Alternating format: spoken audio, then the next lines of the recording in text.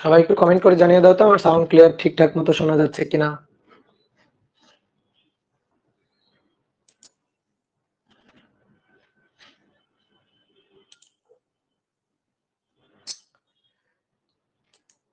ওকে।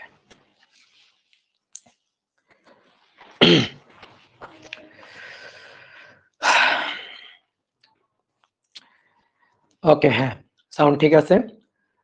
তাহলে আশা করি সবাই খুব ভালো আছো। আজকে আমরা পরমাণুর গঠন ও নিউক্লিয়ার পদার্থবিদ্যা অধ্যায়ের সপ্তম ক্লাসটা করব। আমরা গত ক্লাসে তেজস্ক্রিয় ক্ষয় সূত্রটা শিখছিলাম এবং সূত্র রিলেটেড দুই একটা প্রবলেমও কিন্তু আমরা দেখা শুরু করছিলাম। তা আজকে মূলত ক্লাসটা হবে প্রবলেম সলভের উপরে। আজকে আমরা এই অধ্যায়ের অনেকগুলো প্রবলেম সলভ করব। বিশেষ করে তেজস্ক্রিয়তা ক্ষয় সূত্র এই অংশের যে প্রবলেমগুলো ধরো অ্যাডমিশন টেস্ট বা সৃজনশীল প্রশ্ন হিসাবে বোর্ড পরীক্ষাতে আসে, তো আজকে আমরা সেই টাইপের প্রশ্নগুলো সলভ করব। তো সবাই দ্রুত যুক্ত হয়ে যাও, সবাই দ্রুত দ্রুত করে যুক্ত হয়ে যাও। আজকে আমরা দ্রুত ক্লাসটা শুরু করে দিব। ঠিক আছে? হ্যাঁ, সবাই ভালো আছো? হ্যাঁ, ভালো আছি। জান্নাতুল ফেরদৌস ভাই কেমন আছেন? ভালো আছি। হ্যাঁ। এমডি শাহরিয়ার ফাহাদ ভাই, আমি ওই ব্যাপে ক্লাস করতে পারছি না কেন? এটা তো আমি বলতে পারছি না। তুমি কেন ওই ব্যাপে ক্লাস করতে পারছো না? দাদা আর কয়টা ক্লাস লাগবে? আরো লাগবে, 10-12টা তো লাগবেই। তামিম হাসান, দাদা আদাব। হ্যাঁ, আদাব। ভাইয়া কেমন আছেন? ভাইয়া ভালো আছি। এমডি জাহিদ, নাজমুন নাহার দীপা, আমার নাম নিলাম, তোমার নাম নিলাম। ঠিক আছে? ওকে ওকে, তাহলে চলো শুরু করে দিই। মোটামুটি সবাই জয়েন হয়ে গেছে। ঠিক আছে, অলরেডি 2 মিনিট হয়ে গেছে, আমরা শুরু করে দিব। দেখো, প্রথমে আজকে আমরা যে টপিকটা পড়বো সেই টপিকটার নাম হচ্ছে গড় আয়ু। আমরা গত ক্লাসে কিন্তু অর্ধায়ু পড়ছিলাম, মনে আছে তোমাদের? অর্ধায়ু পড়ছিলাম, অর্ধায়ু। অর্ধায়ু এবং অবক্ষয় ধ্রুবকের সম্পর্কটা আমরা দেখছিলাম, ল্যামডা এবং টি হাফের সম্পর্ক। তো আজকে আমরা প্রথমে একটা টপিক দেখব, সেটা হচ্ছে গড় আয়ু। তাহলে সুন্দর করে লিখে ফেলো, গড় আয়ু। গড় আয়ু কি জিনিসটা? গড় আয়ুটা কি? যেমন আমরা অনেক সময় দেখি না, আদমশুমারির সময় কোন একটা দেশের মানুষের গড় আয়ু হিসাব করে। যেমন বাংলাদেশের মানুষের গড় আয়ু কম। বাংলাদেশের মানুষ গড়ে ধরো যে ওই 60 থেকে 70 বছর আছে, কিন্তু বছরের উপরে। তো জাপানের মানুষ স্বাস্থ্যকর খাবার দাবার খায়, ভেজাল মুক্ত খাবার দাবার খায় এবং ওরা খুবই স্বাস্থ্য সচেতন। ঠিক আছে, সবসময় কাজ বাজ করে, খাবার টাবার ঠিকঠাক ভাবে পরিমাণ মতো খায়, পরিমাপ মতো খায়। এই কারণে ওদের মনে করো আয়ুষ্কাল বেশি, গড় আয়ুষ্কাল বেশি। কিন্তু বাংলাদেশের মানুষ দেখো হুটহাট করে মারা যায়। বাংলাদেশের মানুষের মনে করো আমরা তো মনে করো যে জন্ম থেকেই ভেজাল খাই। তো এই কারণে আমাদের গড় আয়ুটা একটু কম হয়। তো এই গড় আয়ু আসলে কিভাবে হিসাব করা হয়, মানুষের ক্ষেত্রে গড় আয়ুটা কিভাবে হিসাব করে, বা কোনো একটা দেশের ক্ষেত্রে গড় আয়ুটা কিভাবে হিসাব করে? ধরো আমরা বাংলাদেশের মানুষের গড় আয়ু হিসাব করব, তাহলে বাংলাদেশের বিভিন্ন এলাকার বিভিন্ন বয়সের কিছু সংখ্যক মানুষের আয়ুষ্কাল আমরা যোগ করব।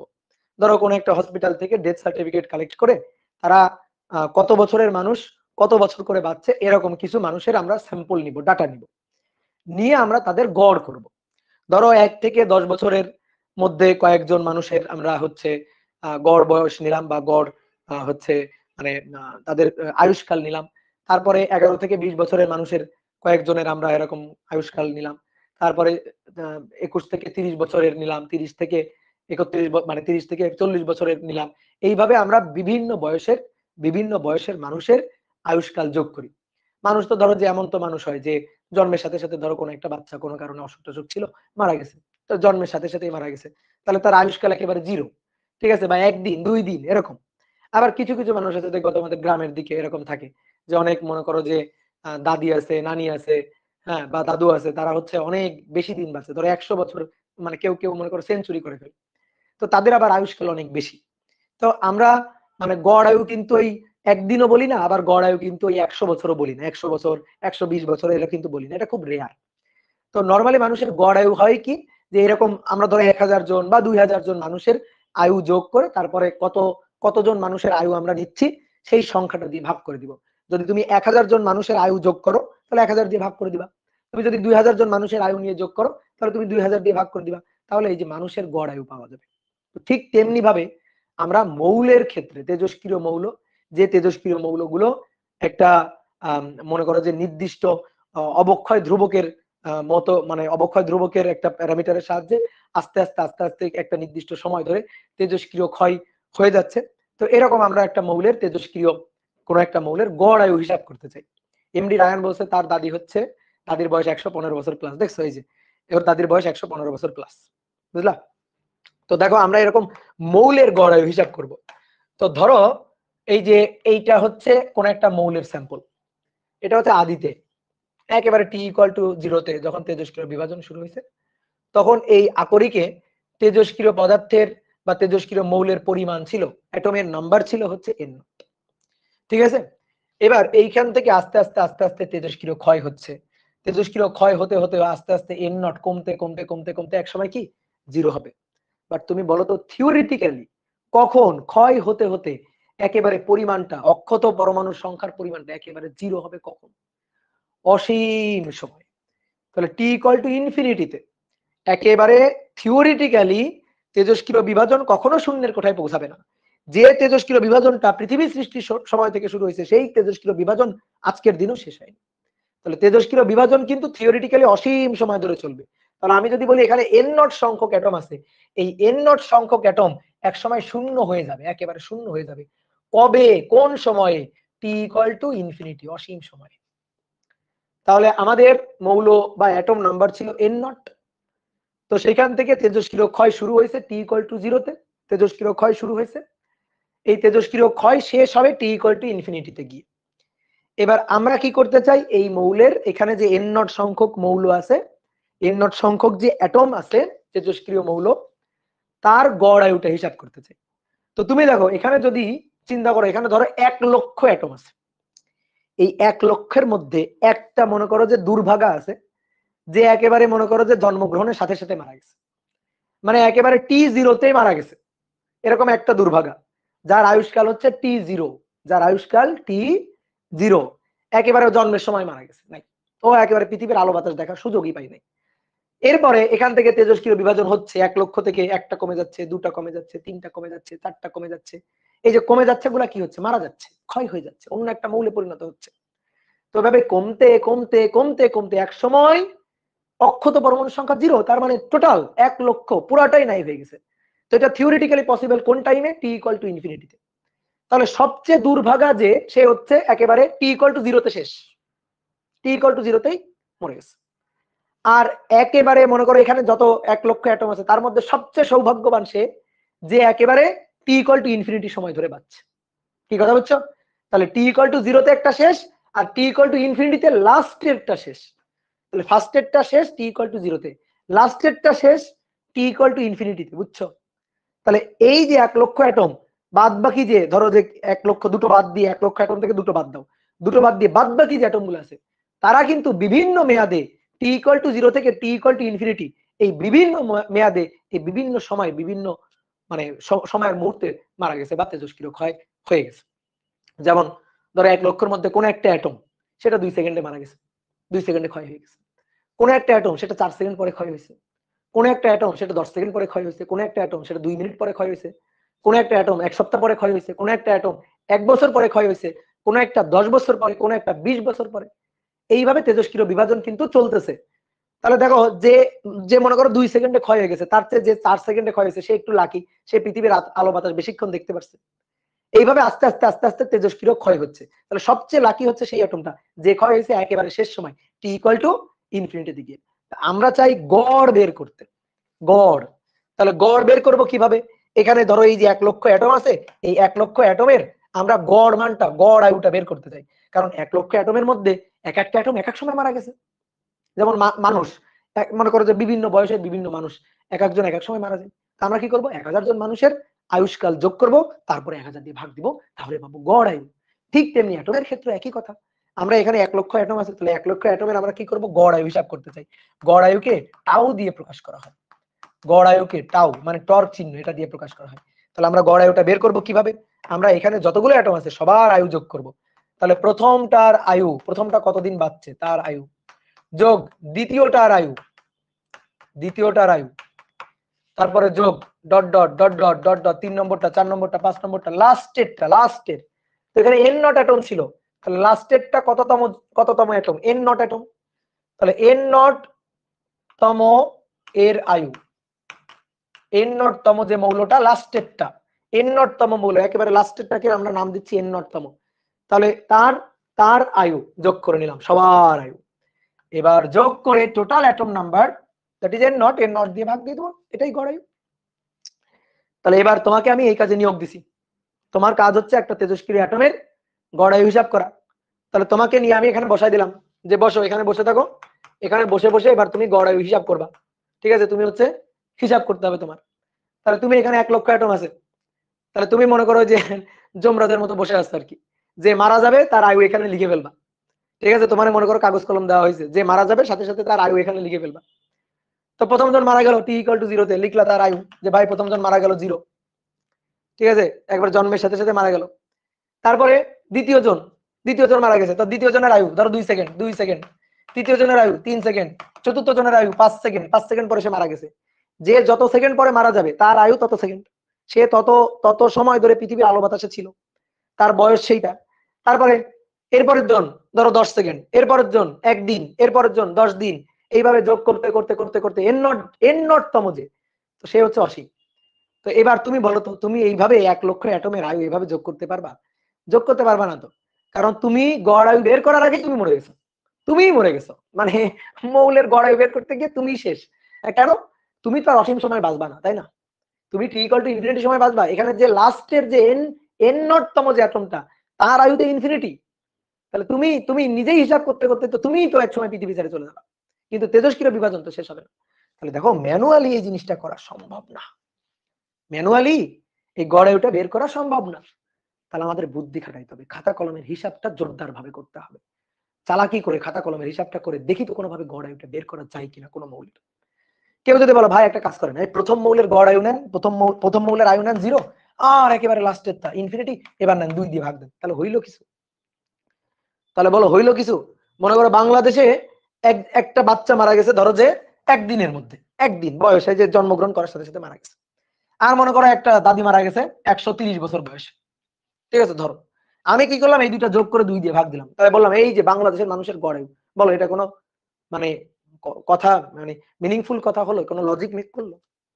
তুমি তো আসলে 2 জনের গড় আয়ু বের করছো, তুমি তো মানুষের গড় আয়ু, বাংলাদেশের মানুষের গড় আয়ু বের করতে পারো না। তো ঠিক তেমনি তুমি যদি 0 আর ইনফিনিটি যোগ করে 2 দিয়ে ভাগ দাও, তাহলে তুমি দুটো অ্যাটমের গড় আয়ু বের করছো, যা দুটো, প্রথমটা আর লাস্টটা। ঠিক আছে, এরকম এত লিনিয়ার হিসাব নিকাশ হবে? বলো, লিনিয়ার হিসাব নিকাশ হবে? তাহলে আমাদের অন্য কোনো ভাবে হয়তো হিসাব নিকাশ করতে হবে, আমাদের সবগুলো অ্যাটমের আয়ু যোগ করতে হবে। তো সবগুলো অ্যাটমের আয়ু এ যোগ করে কিভাবে? এতে তো মুশকিলে পড়ে গেলাম, তাই না? সবগুলো অ্যাটমের আয়ু তো যোগ করা তো মুশকিল হয়ে গেছে, যোগ করা তো ঝামেলার কাজ হয়ে যাচ্ছে। সবগুলো অ্যাটমের আয়ু যোগ করে কিভাবে? এইবার আসো চালাকি শুরু। আমরা একটা কাজ করি, এইখান থেকে আমরা সবগুলো নিতে হবে না, 1 লক্ষ নিতে হবে না। এই 1 লক্ষের মধ্যে মনে করো আমি দুটো অ্যাটমকে মার্ক করে রাখছিলাম, এই ধরো দুটো অ্যাটম, এই যে দুটো অ্যাটমকে এখানে মার্ক করে রাখছিলাম, এই যে দুটো অ্যাটম, এই দুটো অ্যাটমকে আমরা বললাম খুবই ক্ষুদ্র পরিমাণ ডিএন সংখ্যক অ্যাটম, খুবই ক্ষুদ্র পরিমাণ ডিএন সংখ্যক অ্যাটম বললাম। এই যে ডিএন সংখ্যক অ্যাটম, এরা এরা কতদিন টিকে ছিল আমরা সেটা দেখি। এই যে ডিএন সংখ্যক অ্যাটম, এরা কতদিন পর মারা গেছে? এরা টি সময় পর মারা গেছে, টি সময় বেঁচে ছিল। এরা 2 জন বেঁচে ছিল, ধরো 2 জন। তাহলে আমি একটা উদাহরণ দিয়ে বুঝাই তোমার। ধরো এখানে অ্যাটম ছিল হচ্ছে 64 লক্ষ, বা ধরো 1 লক্ষর কথা বলছি, 1 লক্ষই ধরি, 1 লক্ষ অ্যাটম ছিল। তো 1 লক্ষ থেকে দুটো, জাস্ট দুটো খুবই ক্ষুদ্র ডিএন, তারা বেঁচে ছিল ধরো 5 দিন, 5 দিন পরেই তারা মরে গেছে। এর আগে আর কেউ মারা গেছে কিনা? গেছে। এর পরেও অনেকে মারা যাবে, কিন্তু আমি এদের 2 জনকে টার্গেট করছি। ডিএন পরিমাণ 5 দিন, ডিএন ধরো 2টা 5 দিন টি সময় বেঁচে ছিল। তো ভাই এদের আয়ু কত? খুবই ক্ষুদ্র ডিএন পরিমাণ, মানে পুরো টোটাল সংখ্যা তো এন নট, তার খুবই ক্ষুদ্র ডিএন পরিমাণ, তাদের আয়ু কত? তাদের আয়ু টি। তাহলে এদের মোট আয়ু কত? এদের প্রত্যেকের আয়ু টি। তাহলে মোট আয়ু কত? মোট আয়ু হচ্ছে টি ইন্টু ডিএন। যারা বোঝো নাই দেখো, 2টা অ্যাটম মারা গেছে, কয়দিন পর মারা গেছে? 5 দিন পর মারা গেছে, 5 দিন পর ক্ষয় হয়ে গেছে। আমি এই 2 জনের আয়ু যোগ করতে চাই, 2 জনের। তাহলে 2 জন তো এক একজন 5 দিন 5 দিন করে বেঁচে ছিল, তাহলে দুইজনের টোটাল আয়ুর যোগফল কত? 5 যোগ 5, তাহলে কয়দিন? 10 দিন। তো এই 10 দিন তো এইভাবে বের করা যায় না, 5 গুণ এই যে 5 সময় গুণ 2টা, তাহলে 5 গুণ 2 10 দিন বের করা যায় না? তাহলে টি ইনটু ডিএন না, দেখো তো এটা টি না আর এটা ডিএন না। তাহলে এইভাবে আমি তাদের আয়ু বের করলাম যে দুইজনের আয়ুষ্কাল, দুইজনের টোটাল আয়ুষ্কাল হচ্ছে 10 দিন। এটা দুইজনের, এই দুইজন মানে ডিএন জন। তাহলে ডিএন এর আয়ুষ্কাল যদি টি ডিএন হয়, ডিএন সংখ্যকের আয়ুষ্কাল যদি টি ডিএন হয়, তুমি আমারে বলো এন নটের আয়ুষ্কাল কি হবে? বলো এন নটের আয়ুষ্কাল কি হবে? ডিএন এর আয়ুষ্কাল টি ইনটু ডিএন, খুবই ক্ষুদ্র, ডিএন টেন্ডস টু 0। তাহলে আমি চাই এন নটের আয়ুষ্কাল, তাহলে এন নটের আয়ুষ্কালটা কত হবে? ঐকিক নিয়ম, ডিএন এর আয়ুষ্কাল টি ইনটু ডিএন, অর্থাৎ এন নটের আয়ুষ্কাল, এরকম ঐকিক নিয়ম হবে। তাহলে কি করতে হবে? এই ডিএন এর যে টোটাল আয়ুষ্কাল এইটাকে ইন্টিগ্রেট করতে হবে। ইন্টিগ্রেশন করলেই তো আমরা সমষ্টি পাই। তাহলে কি হিসাব করতে হবে? ইন্টিগ্রেশনের হিসাব করতে হবে। কথা বুঝছো? তাহলে আসো আমরা আরো সুন্দর করে লিখি, ঠিক আছে, আরো সুন্দর করে বুঝি। তাহলে আমরা এটা বলতে পারি যে এখান থেকে ধরে নিছি ডিএন সংখ্যক অ্যাটম টি সময় পর মারা গেছে, তারা টি সময় ধরে বেঁচে ছিল। তাহলে এই যে ডিএন সংখ্যকের মোট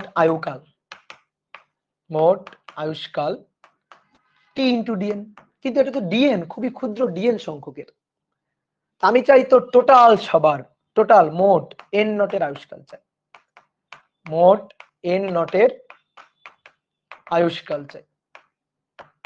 তাহলে এন নটের আয়ুষ্কাল কত হবে? এটার ইন্টিগ্রেশন, এই ডিএন সংখ্যকের আয়ুষ্কাল এটা বের করছি, ডিএন সংখ্যকের, আমি টোটাল এন সংখ্যকের চাই, টোটাল ইন্টিগ্রেশন। তাহলে এইটা হচ্ছে এই যে প্রথম, দ্বিতীয়, তৃতীয়, চতুর্থ ইন্টিগ্রেশন করলে তো ভাই সমষ্টি পাই, আর সমষ্টি বের করার সবচেয়ে স্মার্ট ওয়েটা হচ্ছে ইন্টিগ্রেশন। তাহলে উপরে তো সমষ্টি, আয়ুষ্কালের সমষ্টি কাদের? এন নটের সবার। তাহলে এই যে সবার আয়ুষ্কালের সমষ্টি, integration of T into d n. তাহলে অতএব গড় আয়ু, অতএব তাহলে গড় আয়ু টাও, এটা হবে integration t into d n divided by n naught, divided by n naught. তাহলে এইটা হচ্ছে গড় আয়ু বের করার মূল সূত্র। এবার আমরা ডেরিভেশন করে যে উপরে ইন্টিগ্রেশন করব, করে যা পাবো তাকে এন নট দিয়ে ভাগ দিব, দেখি আমরা গড় আয়ু পাই কিনা। কি কথা বুঝছো? দেখি আমরা গড় আয়ু পাই কিনা। তাহলে দেখো এবার হিসাব করব। তাহলে আমরা চিত্র আর একটু আঁকি। এন নট ছিল তেজস্ক্রিয় ক্ষয় হতে হতে এক সময় শেষ, সবগুলো শেষ, সবগুলো শেষ হতে হবে, সবগুলোর আয়ু আমরা নিব, তাহলে সবগুলোকে মরে যেতে হবে। তাহলে সবগুলো মরে এখন পরিমাণ কত? 0। কোন সময়? টি ইকুয়াল টু ইনফিনিটি আর টি ইকুয়াল টু 0তে। তাহলে শুরু হয়েছিল টি 0তে ক্ষয়, শেষ হবে টি ইনফিনিটিতে। তাহলে এখানে যারা মারা গেছে তারা এই 0 থেকে ইনফিনিটি এই সময়ের মধ্যে মারা যাবে, লিমিট পেয়ে গেছে, 0 টু ইনফিনিটি সময়ের লিমিট পেয়ে গেছে। তাহলে এবার এর মধ্য থেকে ডিএন পরিমাণ তারা বেঁচে ছিল টি সময় বেঁচে ছিল, ডিএন পরিমাণ বেঁচে ছিল টি সময়। তাহলে অতএব এই টি ইনটু ডিএন এটা হবে ডিএন এর আয়ু, যে ডিএন এর আয়ু হচ্ছে টি ইনটু ডিএন। তাহলে মোট এন নটের আয়ু কত হবে? এটার ইন্টিগ্রেশন। তাহলে যেহেতু এই পাশে লিখছি আর নতুন করে লেখার দরকার নেই, লিখে ফেলি এবার। তাহলে অতএব এন নট অ্যাটমের মোট আয়ু, এন নট অ্যাটমের মোট আয়ু integration of T into D N, N naught অ্যাটমের মোট আয়ু integration of T into D N. এইবার ইন্টিগ্রেশন তো করতে হবে। তো এবার তুমি দেখো তো তুমি জানো কিনা এন ইকুয়াল টু বা ডিএন ডিটি এটা ইকুয়াল টু তো ভাই মাইনাস ল্যামডা এন, কিন্তু মাইনাসটা মিন করে হচ্ছে হ্রাস পাচ্ছে না বৃদ্ধি পাচ্ছে, ঠিক আছে, ক্ষয়ের বৃদ্ধি না হ্রাস, তো হ্রাস, তো এই কারণে মাইনাস দেওয়া হয়।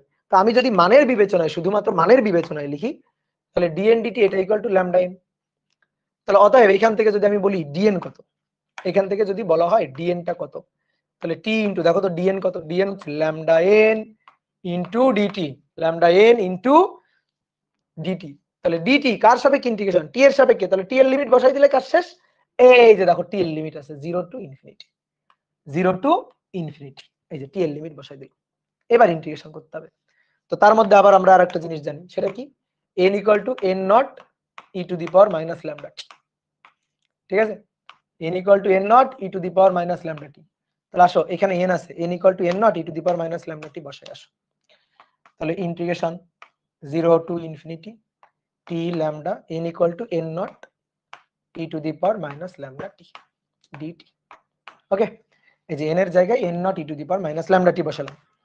এবার যারা যারা ধ্রুবক সবাই এবার ইন্টিগ্রেশনের দিকে তাকাও, দেখো যারা যারা ধ্রুবক তারা যাবে সসম্মানে বাইরে, ল্যামডা আর n নট বাইরে।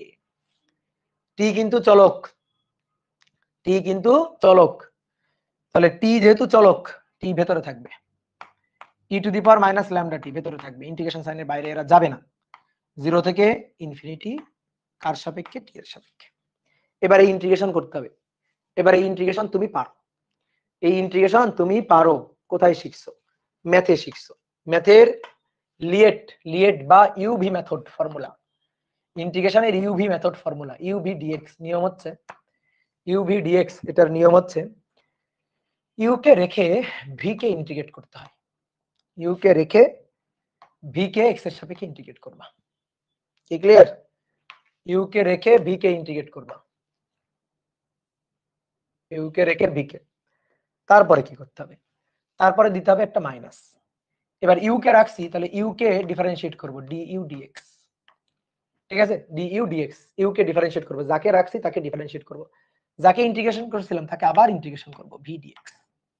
তাহলে ইউ কে রেখে ভি কে ইন্টিগ্রেশন, আবার ভি কে ইন্টিগ্রেশন, ইউ কে রাখছিলাম ইউ কে ডিফারেন্সিয়েশন, তারপরে এই পুরো টোটালটাকে আরেকবার ইন্টিগ্রেশন, আর সামনে এখানে মাইনাস।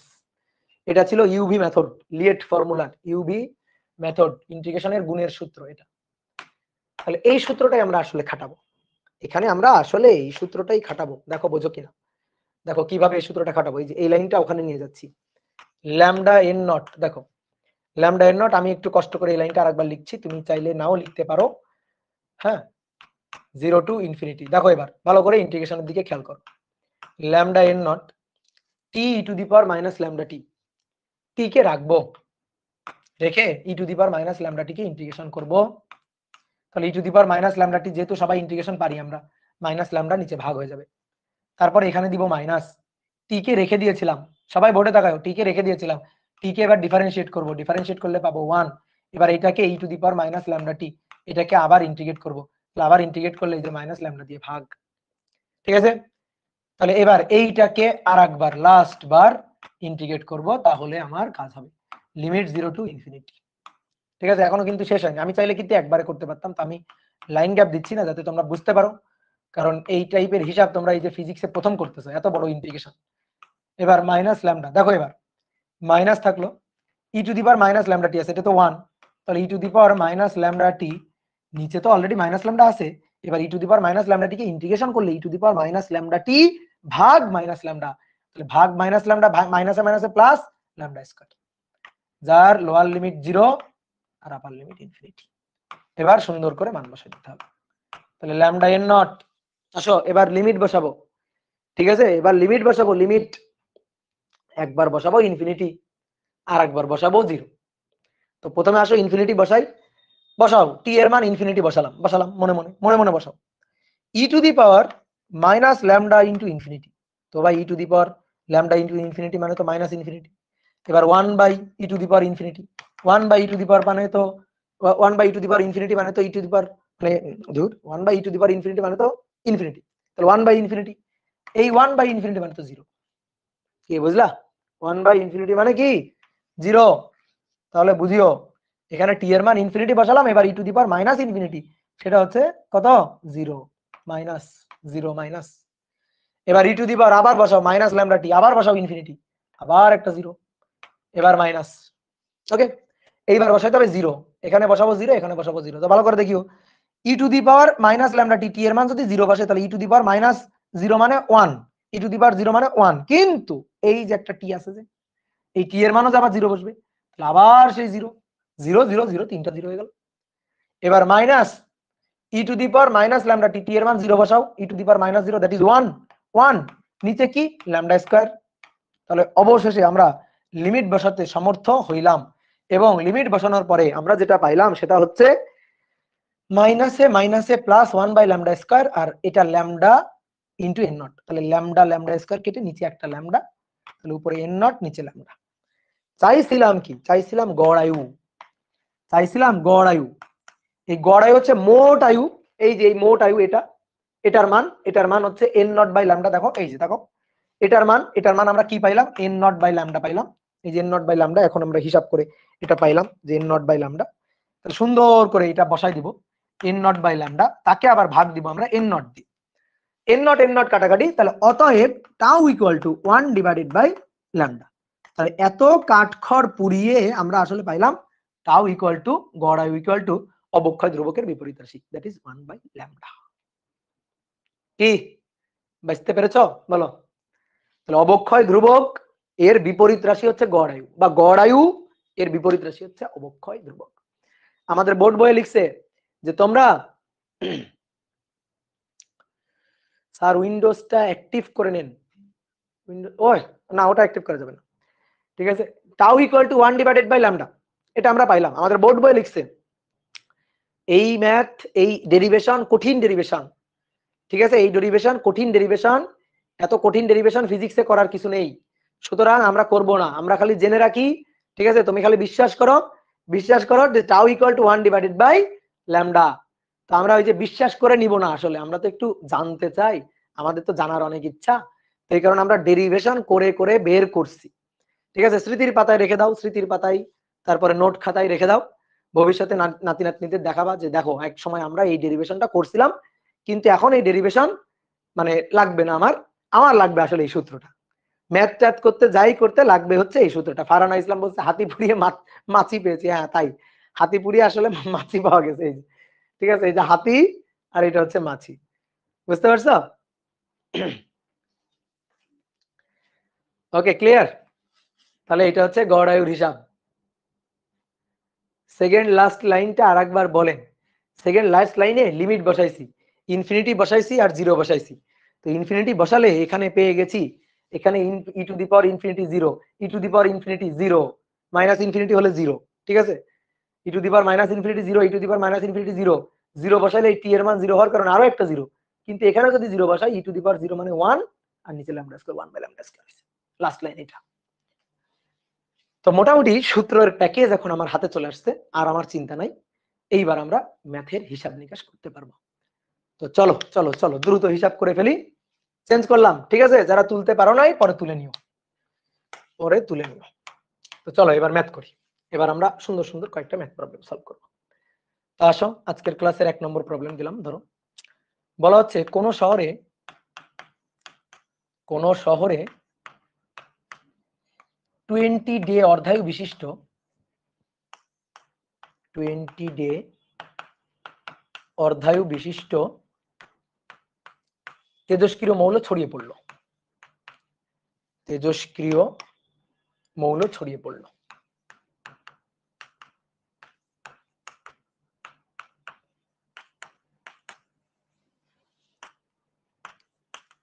তেজস্ক্রিয় মৌল ছড়িয়ে পড়লো, তেজস্ক্রিয়তার মাত্রা, ওই শহরে বর্তমানে যে তেজস্ক্রিয়তার মাত্রা আছে, এই তেজস্ক্রিয়তার মাত্রা সহনশীল মাত্রার, যেটা মানুষ সহ্য করতে পারে আর কি, সহনশীল মাত্রার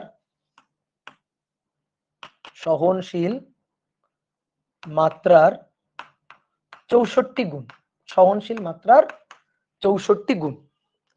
আমাদের এখন বের করতে বলছে যে 1 নম্বর, যে মৌলের তেজস্ক্রিয় মৌলের গড় আয়ুটা নির্ণয় করো, আর 2 নম্বর বলছে যে 50 দিন পর ওই শহরটা বসবাসের উপযোগী হবে কি, ওই শহরটি বসবাসের উপযোগী হবে কি। কোন একটা শহরে তেজস্ক্রিয় মৌল ছড়ায় পড়ছে, তো এই তেজস্ক্রিয় মৌল ছড়ায় পড়লে ওই শহরটা দীর্ঘদিন ধরে আর বসবাসের উপযোগী থাকবে না। কেন? কারণ তেজস্ক্রিয় মৌল যদি ছড়ায় পড়ে, এই তেজস্ক্রিয় মৌল হচ্ছে মানব শরীরের জন্য মারাত্মক ক্ষতিকারক, বিভিন্ন মনে করো স্কিন ক্যান্সার বা বিভিন্ন ধরনের জটিল জটিল রোগের কারণ হচ্ছে এই তেজস্ক্রিয় মৌল। তো এইগুলা যদি ছড়ায় পড়ে তাহলে ওই এলাকায় প্রাণী বসবাসের অনুপযোগী হয়ে যাবে। তো এই কারণে তাড়াতাড়ি কি করতে হবে, ওই এলাকা রেস্ট্রিক্টেড করে দিতে হবে, ওই এলাকায় কোনো মানুষ বসবাস করতে পারবে না। তো মনে করো যে কোনো একটা শহরের মধ্যে একটা কোনো কারণে একটা ফ্যাক্টরি কিছু একটা ছিল বা কোনো পাওয়ার প্ল্যান্ট ছিল, যেখান থেকে মনে করো তেজস্ক্রিয় মৌল পুরো শহরে ছড়াই পড়ছে। তো সেই শহরটা এখন আর বসবাসের উপযোগী নেই। কেন? কারণ তেজস্ক্রিয়তার যে সহনশীলতার মাত্রা, যেটা মোটামুটি মানুষ সহ্য করতে পারে বা প্রাণীর জন্য ক্ষতিকারক না, যে মাত্রাটা বর্তমানে ওই শহরে সেই মাত্রার তুলনায়, সহনশীল মাত্রার তুলনায় আরো 64 গুণ বেশি। তার মানে 64 গুণ সহনশীল মাত্রাই নেই, 64 গুণ বেশি তেজস্ক্রিয়তার মাত্রা, সহনশীল মাত্রার চেয়ে 64 গুণ বেশি। তাহলে এরকম যদি হয় তাহলে তো ওই শহর আর বসবাসের উপযোগী থাকবে না। যে মৌলটা ছড়াই পড়ছে সেই মৌলে অর্ধায়ু বলে দেওয়া আছে 20 দিন। তো প্রথম কোশ্চেনটা ফাও, প্রথম কোশ্চেনটা হচ্ছে গ নম্বর একটা প্রশ্ন দেওয়ার দরকার, তাই দেয়। তো কি বলছে, মৌলের গড় আয়ু কত বের করো। তো গড় আয়ুটাও বের করতে হবে, কিন্তু দেওয়া আছে অর্ধায়ু, দেওয়া আছে আমাদের অর্ধায়ু, টি হাফ দেওয়া আছে, যে t half that is 20 day.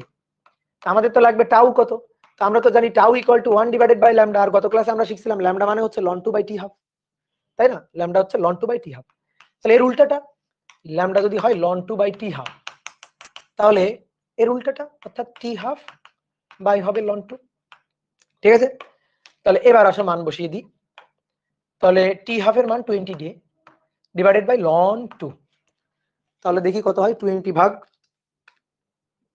ln 2, তাহলে 28.85 এত ডে। এইটা হচ্ছে গড় আয়ু, গড় আয়ুটা হচ্ছে এটা, বের করলাম গড় আয়ু, 1 নম্বর শেষ। বলছে 50 দিন পর ওই শহরটি বসবাসের উপযোগী হবে কিনা, এটাই আসলে মূল ম্যাথ। অনেক সময় দেখবা ওই যে আমি গত ক্লাসে বলছিলাম, রং টং করলে, রুমে রং টং করলে রুমের কিছুদিন রুমে রঙের একটা ঝাঁঝালো গন্ধ থাকে, এবং এই সময় অনেক সময় চোখ টোক জ্বালা পোড়া করে। ঠিক আছে, এই যে আমি ইন্টেরিয়র ডিজাইন যখন করাইছিলাম তখন আমার অফিস রুমেই এরকম কিছুদিন মনে করো যে রুমে ঢুকলেই মানে চোখ জ্বালা পোড়া করতো। কেন? ওই যে রঙের ঝাঁঝালো গন্ধ, গ্যাস, এর জন্য। তো এখন আস্তে আস্তে দীর্ঘদিন ব্যবহারের ফলে এখন মোটামুটি চোখ জ্বালা পোড়াটা কমে গেছে। কেন? এখন আর অত বেশি ঝাঁঝালো গন্ধটা বা ঝাঁঝালো গ্যাসটা পাওয়া যায় না। ঠিক আছে, অত বেশি চোখ জ্বালা পোড়া করে না। তাহলে কি হচ্ছে, আস্তে আস্তে না তেজস্ক্রিয়তার মাত্রাটা কমতে থাকে। তো কমতে কমতে সহনশীল মাত্রায় যেদিন চলে আসবে সেদিন ওই শহরে আবার বসবাসের উপযোগী করা যাবে, ল্যাবরেটরি রুম আবার ব্যবহার করা যাবে। ঠিক আছে, এরকম আর কি বিভিন্ন টাইপের কোশ্চেন আসতে পারে। তাহলে আমরা ধরি 2 নম্বর, ধরি সহনশীলতার মাত্রা, সহনশীল মাত্রা তেজস্ক্রিয়ের যে সহনশীল মাত্রা, সেই মাত্রাটা ধরলাম ভাইয়া এক্স। তাহলে বর্তমানে সহনশীল মাত্রায় নেই, এটা হচ্ছে এক্স সহনশীল মাত্রা, বর্তমানে এই মাত্রায় নেই। তো বর্তমানে কি আছে, বর্তমানে আছে সহনশীল মাত্রার 64 গুণ, দ্যাট ইজ 64 এক্স। তাহলে এটা পূর্বে, এটা আদিতে মানে বর্তমানে আর কি। তাহলে এই যে বর্তমানে এটা হচ্ছে এন নট। এইবার ফিউচারে টি সময় পরে আস্তে আস্তে তেজস্ক্রিয়তার মাত্রা কমতে কমতে কমতে কমতে যেদিন তেজস্ক্রিয়তা সহনশীল মাত্রায় ফিরে যাবে, সেই সময় ভবিষ্যতের সেই সময়টা টি ইকুয়াল টু টি সময়, এটা হচ্ছে টি ইকুয়াল টু 0 সময়। তাহলে ভবিষ্যতের সেই টি ইকুয়াল টু টি সময়, সেই সময় সহনশীলতার মাত্রা যখন ফিরে পাবে, তখন নতুন করে আমরা ওই শহরে আবার বসবাস করতে পারবো, নতুন করে ওই শহরটা আবার বসবাসের উপযোগী হয়ে যাবে। কি কথা বুঝছো? ক্লিয়ার? তাহলে এইবার আসো আমরা হিসাব নিকাশ করে এই টি এর মানটা বের করতে চাই, যে কত বছর পর এটা হবে, কত দিন পর এটা হবে।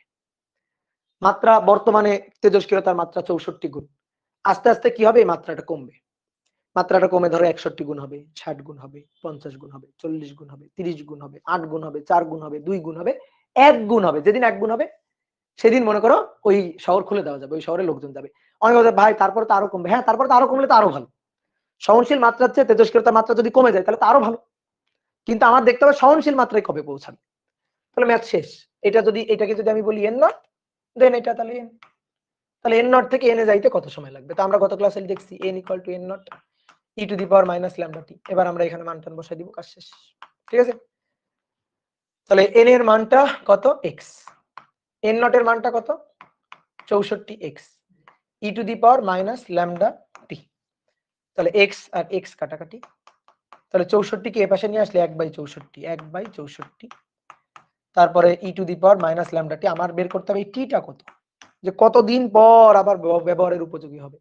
তাহলে লন মানে ই কে সরাই নিতে হবে, তাহলে লন 1/64, এবার মাইনাস ল্যামডা। তো ল্যামডা তুমি আলাদা করে বের করে আনতে পারো, কিন্তু আমি অত কাজ করবো না, আমি একবার করবো ln 2/t হাফ। তো ln 2/t হাফ ওই যে দেওয়া আছে 20 ডে, আমি 20 ডে এককে নিচ্ছি, তাহলে এই টিটাও আমি ডে এককেই পাবো। তাহলে এখান থেকে টি হিসাব করে দেখো 120 দিন আসবে, 120 ডে, এতদিন আসছে। তাহলে 50 দিন পর বসবাসের উপযোগী হবে কিনা? উত্তর হচ্ছে না। ইন্টিগ্রেশন দিয়ে করা যাবে কিনা? ইন্টিগ্রেশন দিয়ে তো আমরা সূত্র বানাইছি। ইন্টিগ্রেশন দিয়ে করা যাবে কিনা? একজন বলছে ইন্টিগ্রেশন দিয়ে করা যাবে। আরে ভাই n = n not e to the power minus lambda t, এটা তো আমরা ইন্টিগ্রেশন করে বানাইছি। তো সূত্র বানায় তো লাভ, মানে লাভ কি হইলো? আমরা ইন্টিগ্রেশন করে ডেরিভেশনের মাধ্যমে সূত্র বানাইলাম, ম্যাথ যখন করব তখন রেডিমেড সূত্রগুলো দিয়ে করব। আমি যদি ম্যাথ করার সময় আবার ইন্টিগ্রেশন করি তাহলে এটা তো মুশকিল, এটা তো মানে মনে করো যে খুবই মনে করো বোকামি হবে। 50 দিন পর ওই শহরটা বসবাসের উপযোগী হবে কি? উত্তর হচ্ছে না, মিনিমাম 120 দিন লাগবে, যে না হবে না। তাহলে মিনিমাম 120 দিন লাগবে, 120 দিন পর ওই শহর খুলে দেওয়া হবে। কি কথা বুঝছো? হয়ে গেল, শেষ। তোমরা আমাকে একটা জিনিস বলো তো, হ্যাঁ না কমেন্ট করে জানাবা। এই সূত্রটা আমি তোমাদের দেখাইছি কিনা, a = a not e to the power minus lambda t? আমার আসলে খেয়াল নাই আমি গত ক্লাসে এই সূত্রটা দেখাইছি কিনা। ঠিক আছে, এটা একটু হ্যাঁ না দিয়ে বলবা। না, ওকে ঠিক আছে। এবার শোনো, আমাদের হয়েছে তো, চেঞ্জ করলাম। আমাদের বোর্ড বইতে একটাই মাত্র সূত্র আছে, সেই সূত্রটা n = n not e to the power minus lambda t. এইবার শোনো, এই n এর পরিচয় হচ্ছে অক্ষত পরমাণুর সংখ্যা, পরমাণুর সংখ্যা। এই n নট এর পরিচয় হচ্ছে আদিতে পরমাণুর সংখ্যা, আদি শুরুতে, যখন থেকে টাইম কাউন্ট করা হচ্ছে সেই টাইমের শুরুতে n নট, অর্থাৎ এই টি সময় শেষে এটা আর এই টি সময় পূর্বে এটা। তো এটা তো পরমাণুর সংখ্যা ছিল। এবার কথা হচ্ছে অনেক সময় না পরমাণু সংখ্যা দেওয়া থাকবে না, কখনো দেওয়া থাকবে ভর সংখ্যা, কখনো ভরের কথা বলে দেওয়া থাকবে, কখনো মনে করো যে বলবে মোল সংখ্যা, যে আদিতে ছিল 10 মোল, এখন মনে করো 10 দিন পর কত মোল, বা মনে করো আদিতে ছিল পরিমাণ ছিল 50 গ্রাম, এখন অক্ষত অবশিষ্ট কত গ্রাম, এরকম বলতে পারে। তো তখন যদি আমাদের হিসাব নিকাশ করতে হয়, তো তখন এই সূত্র অনেকে ব্যবহার করতে চাইবে না, যে ভাই এটা পরমাণু সংখ্যা বলছে, আমি ভরের ক্ষেত্রে কেন এটা খাটাবো, আমি মোল সংখ্যা বললে কেন এটা খাটাবো। তেজস্ক্রিয়তার হার যদি বলে দেয়, ধরো তেজস্ক্রিয়তার হার, রেট, ক্ষয়ের হার, এটা অনেক সময় বলে দিল যে আদিতে সক্রিয়তার রেট ছিল এত, তাহলে টি সময় পরে সক্রিয়তার বা তেজস্ক্রিয়তার রেট কত হবে, এরকম যদি বলে, তো তখন অনেক মনে করতে ভাই আমি এই সূত্র কেন খাটাবো। আসলে এই সূত্র তো তখন খাটানো উচিত না, কিন্তু আমাদের বোর্ড বইতে সব জায়গায় এই সূত্র ব্যবহার করছে। এইবার আসো, আমরা এই সূত্রের অনেকগুলো ফরম্যাট বের করব, দেখবো ফরম্যাট সবগুলো একই, কিন্তু সূত্রগুলো এটা মোটামুটি একটু করে চেঞ্জ হবে। তো n = n not e to the power minus lambda t, এই যে এইটা ছিল হচ্ছে আমাদের মূল সূত্র, এটা ছিল আমাদের মূল সূত্র, যেখানে n এবং n নট হচ্ছে পরমাণুর সংখ্যা।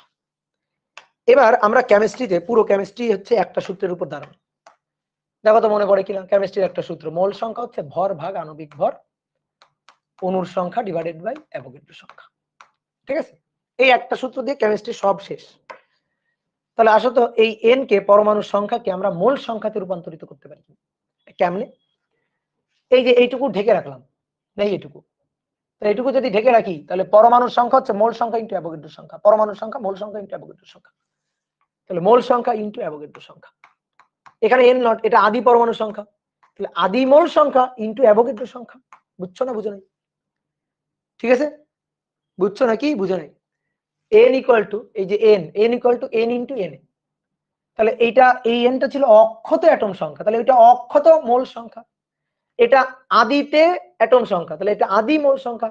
na আবার na নট, এটা আবার বইলো না, অ্যাভোগাড্রো সংখ্যার আবার নট টট হবে e to the power minus lambda টি। তাহলে সুন্দর করে এবার কাটাকাটি করে দাও, কাটাকাটি করে দিলে na আর na কাটাকাটি, তাহলে na আর na যদি কাটাকাটি হয়ে যায় তাহলে তবে n = হবে n not e to the power minus lambda টি।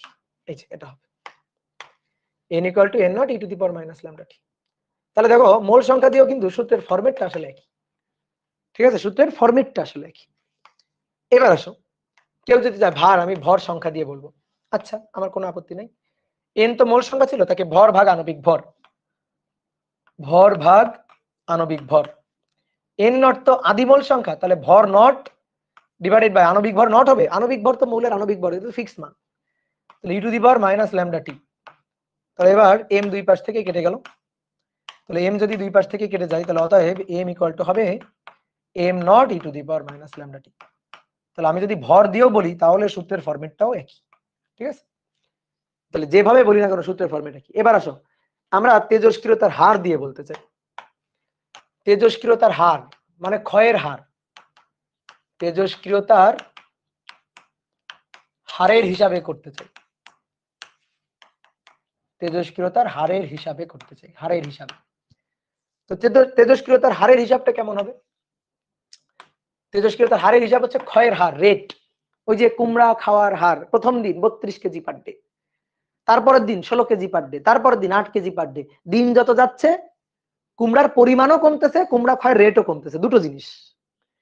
আমরা এতক্ষণ পরিমাণ, অক্ষত অ্যাটম সংখ্যা, অক্ষত মোল সংখ্যা এগুলা দিয়ে করছি। এবার রেট দিয়ে হিসাব করব, যে প্রথম দিন রেট যা ছিল 4 দিন পর তো রেট তা নেই, তাহলে রেটের হিসাবে করব। তাহলে দেখো আমি তোমার বুঝাই দিই আগে। মনে করো কোন একটা তেজস্ক্রিয় মৌলের আদি অ্যাটম সংখ্যা n not, t equal to 0 তে। এবার এখান থেকে তেজস্ক্রিয় ক্ষয় হতে হতে t সময় পর অবশিষ্ট আছে n, t equal to t সময় পর অবশিষ্ট আছে n পরিমাণ। ক্ষয় হতে হতে হতে হতে এক সময় এখানে গিয়ে দাঁড়াইছে, তাহলে ক্ষয় হতে হতে এখানে গিয়ে দাঁড়াইছে t ইকুয়াল টু t সময় পর, এখন অবশিষ্ট আছে n পরিমাণ। তা আমরা কি করতে চাই, এখান থেকে তেজস্ক্রিয় ক্ষয়ের হার দিয়ে এই সূত্রটাকে দেখাইতে চাই। তাহলে আমরা যেটা জানি, সূত্রটা যেটা জানি, মূল সূত্র যেটা জানি, সেটা তো ভাই আগে একটু লিখি। n equal to n not e to the power minus lambda t. এগুলা কি ক্ষয়ের হার? না, অক্ষত অ্যাটম সংখ্যা, আদি অ্যাটম সংখ্যা। আমার দরকার ক্ষয়ের হার, তাহলে আমার দরকার ডিএনডিটি। যে কোনো সময়ের তেজস্ক্রিয় ক্ষয়ের হার ওই সময়ের অক্ষত পরমাণু সংখ্যার সমানুপাতিক, তাই না? তাহলে টি সময় ক্ষয়ের হার ডিএনডিটি, এটা ছিল এই সময়ের অক্ষত পরমাণু সংখ্যা এন এর সমানুপাতিক। এই সময় অক্ষত কত? এন, তার সমানুপাতিক সামনে একটা এই যে মাইনাস ল্যামডা। যদি বলি এই সময়ের ক্ষয়ের হারটা কত, এই সময় ক্ষয়ের হার কত, আদিতে ক্ষয়ের হার কত, একেবারে শুরুতে তেজস্ক্রিয় বিভাজনের শুরুতে ক্ষয়ের হার ডিএন নট বাই ডিটি, এটা সমান সমান মাইনাস ল্যামডা এন নট। কারণ এই সময় ক্ষয়ের রেটটা হবে এই সময়ের অক্ষত পরমাণু সংখ্যার সমানুপাতিক। তো এই সময় আদিতে অক্ষত কত? এন নট, তার সমানুপাতিক। তেজস্ক্রিয় বিভাজনের রেটটা তো সবসময় সমান না। প্রথম দিন কুমড়া খাওয়ার রেট 32 কেজি পার ডে, প্রথম দিন 64 কেজি কুমড়া ছিল, ক্ষয়ের হারও বেশি। কিন্তু তারপরের দিন কুমড়া কমে গেছে, ক্ষয়ের হারও কমে গেছে। তাহলে যে কোনো সময়ের কুমড়ার পরিমাণ ওই সময়ের বেঁচে থাকা অক্ষত কুমড়ার পরিমাণের সমানুপাতিক, সেই সেম কথা। তাহলে এবার আসো, তাহলে আমি এই যে ডিএন নট বাই ডিটি, এইটারে এত বড় জিনিসটাকে আমি আদি সক্রিয়তা বা আদি তেজস্ক্রিয়তার হার এ নট দিয়ে লিখতে পারি, আর ডিএন বাই ডিটি এইটাকে আমরা টি সময়ের তেজস্ক্রিয়তা বা সক্রিয়তার হার এ দিয়ে লিখতে পারি। কাজ হয়ে গেছে। আমরা যে সূত্রটা জানি সেই সূত্রটা হচ্ছে n equal to n not E to the power minus lambda t. আমার ইচ্ছা হয়েছে দুই পাশে মাইনাস ল্যামডা গুণ করব, এখানে মাইনাস ল্যামডা গুণ করব, এই পাশেও মাইনাস ল্যামডা গুণ করব। তুমি জিজ্ঞেস করতে পারো ভাই কেন গুণ করলেন, আমি বলবো আমার ইচ্ছা, গুণ করলাম, ইচ্ছা। মাইনাস ল্যামডা এন, দেখো মাইনাস ল্যামডা এন মানে ডিএন বাই ডিটি, এই যে এটা মানে টি সময়ের ক্ষয়ের রেট, হার, minus lambda N not, that is dN not by dt, dN not by dt e to the power minus lambda t. এবার এই ডিএন বাই ডিটি এটাই তো সক্রিয়তার হার, যেটাকে আমরা এ দিয়ে লিখি, এটাই সক্রিয়তার হার। টি সময়ে সক্রিয়তার হার বা তেজস্ক্রিয়তার হার, আদিতে সক্রিয়তা বা বিভাজনের হার e to the power minus lambda t. দুনিয়া উল্টে যা, কিন্তু সূত্রের ফর্মেটা কি রকম, এই কারণে বোর্ড বইতে আসলে আলাদা আলাদা করে কোনো সূত্র বানায় নাই, সবই আসলে মূল সূত্র এক সূত্র দিয়ে চালাই দিছে। কিন্তু আমরা তো তা করবো না, আমরা তো বেশি জানতে চাই, বেশি বুঝতে চাই, এই কারণে আমরা প্রত্যেকটা সূত্র ডেরিভেশনটা দেখব। ঠিক আছে? তাহলে এইটাকে আমরা কি বলতে পারি, এর পরিচয়টা কি? এর পরিচয়টা হচ্ছে সক্রিয়তা বা তেজস্ক্রিয়তার হার। তেজস্ক্রিয়তার হার, তেজস্ক্রিয়তা, তেজস্ক্রিয়তা বা সক্রিয়তা, সক্রিয়তা বা অনেক সময় উজ্জ্বলতাও বলে, তেজস্ক্রিয় ব্রাইটনেস, উজ্জ্বলতা। ঠিক আছে? তাহলে এই হচ্ছে কথা। তাহলে সূত্র কিন্তু একই রকমই পেয়ে গেলাম আমরা, তাই তো? চলো নেক্সট। বলা হচ্ছে 2 নম্বর প্রবলেম, বলা হচ্ছে একটি তেজস্ক্রিয়তা মাপক যন্ত্রে একটি তেজস্ক্রিয়তা মাপক যন্ত্রে কোন তেজস্ক্রিয় মৌলের সক্রিয়তা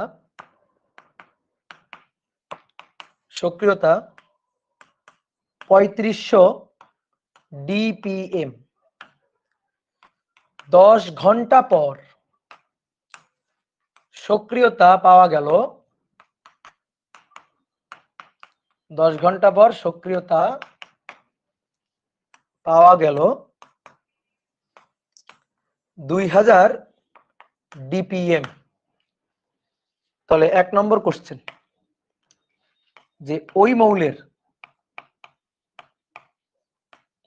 মৌলের অর্ধায়ু ও গড় আয়ু নির্ণয় করো। ঠিক আছে, আরো 12 ঘন্টা পর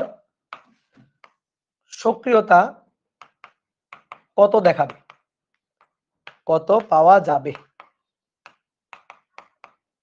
সক্রিয়তা কত পাওয়া যাবে। খুবই সুন্দর ম্যাথ।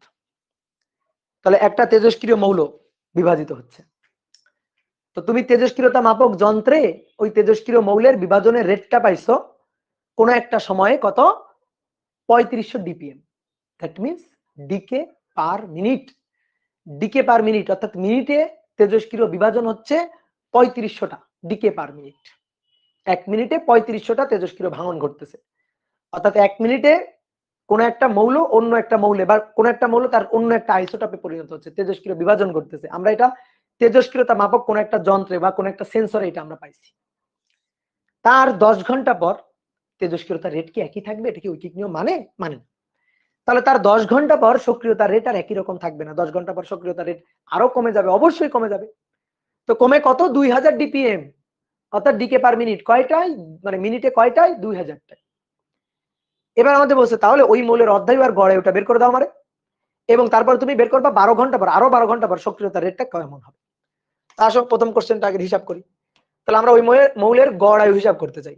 তাহলে দেখো সূত্র দেখো, এবার সক্রিয়তার হার বলে দিছে, সক্রিয়তা। তাহলে এন না কিন্তু এ, কিন্তু রেট বলে দিছে ডিপিএম, মিনিটে এত টি। তাহলে a equal to a not E to the power minus lambda t, শেষ। তাহলে এর মান হচ্ছে 2000, এর মান হচ্ছে 2000। চিত্র কি আঁকতে হবে বলো তো, চিত্র কি আঁকতে হবে বলো।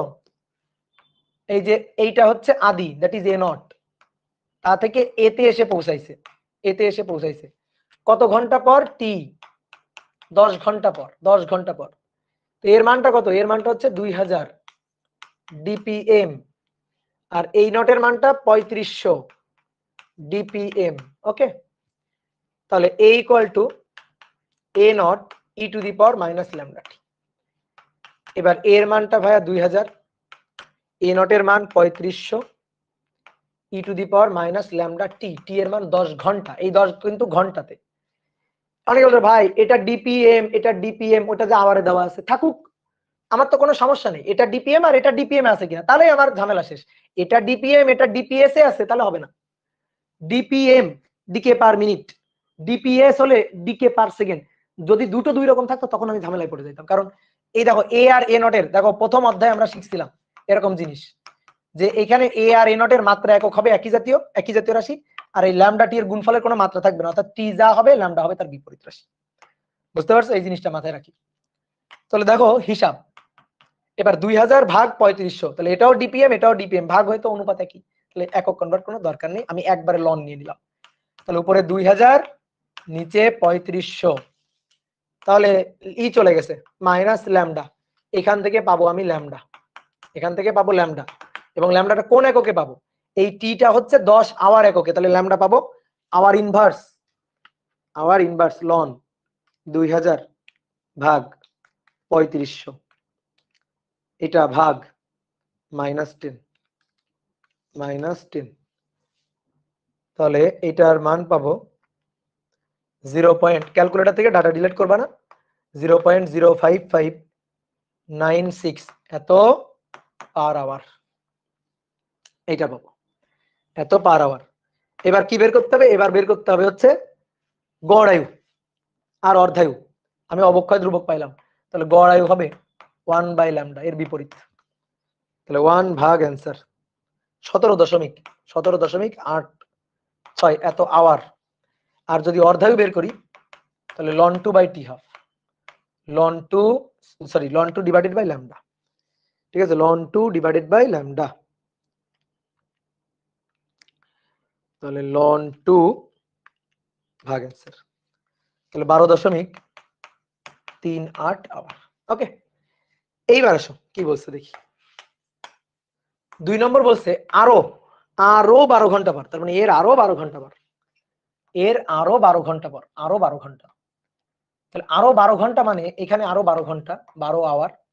তাহলে যদি এইটারে আমি T0 ধরি, তাহলে এর সাপেক্ষে এই টিটা হচ্ছে 10 আর 12 যোগ করে টোটাল 22 আওয়ার, টোটাল 22 আওয়ার পর। তাহলে 22 আওয়ার পর এর মানটা নতুন করে আবার কত হবে, এই যে এর মানটা 22 আওয়ার পর। তাহলে তুমি যদি 22 আওয়ার নিয়ে কাজ করো, তোমার আদি হচ্ছে এ নট, এটা দুই ভাবে করা যায়। আর তুমি যদি মনে করো না ভাই আমি 12 ঘন্টা নিয়ে কাজ করব, তাহলে 12 ঘন্টা নিয়ে কাজ করলে 12 ঘন্টার আগে এটা হচ্ছে আদি। তো তুমি দুই ভাবে করতে পারো, দুই ভাবে করা যায়।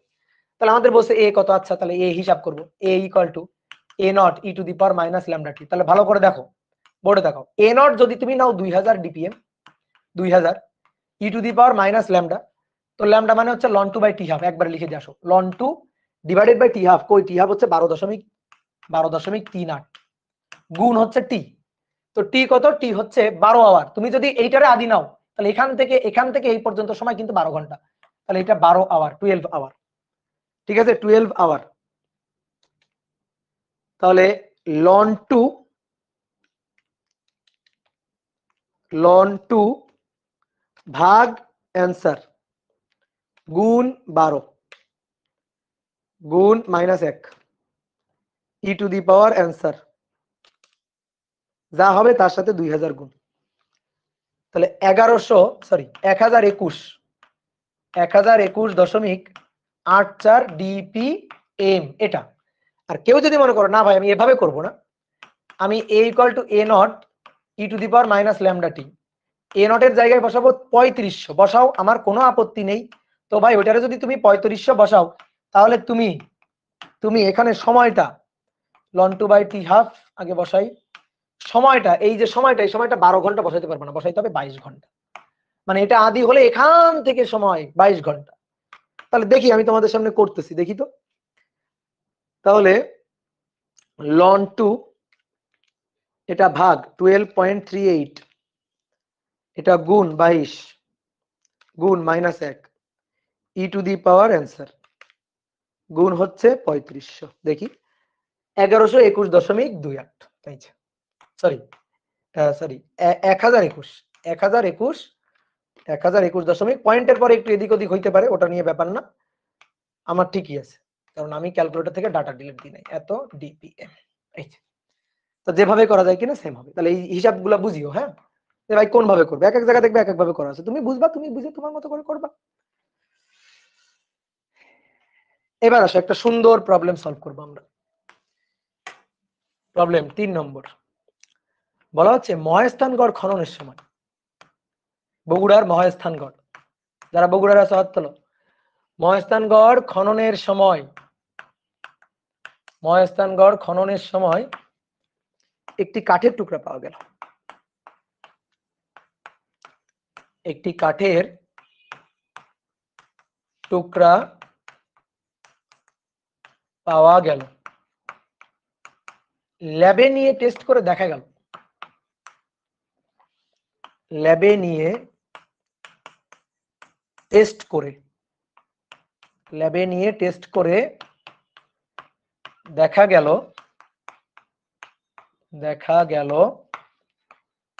তা থেকে C612 এর সক্রিয়তা, এই যে কার্বনের যে আইসোটোপটা, এর সক্রিয়তা ঘন্টায় 360টি, এর আদি সক্রিয়তা এটা আমরা ল্যাব টেস্ট করে পাইলাম, আর আমরা ধরো জানি বা আমরা ল্যাব টেস্ট করে এটাও পাইলাম যে এর আদি সক্রিয়তা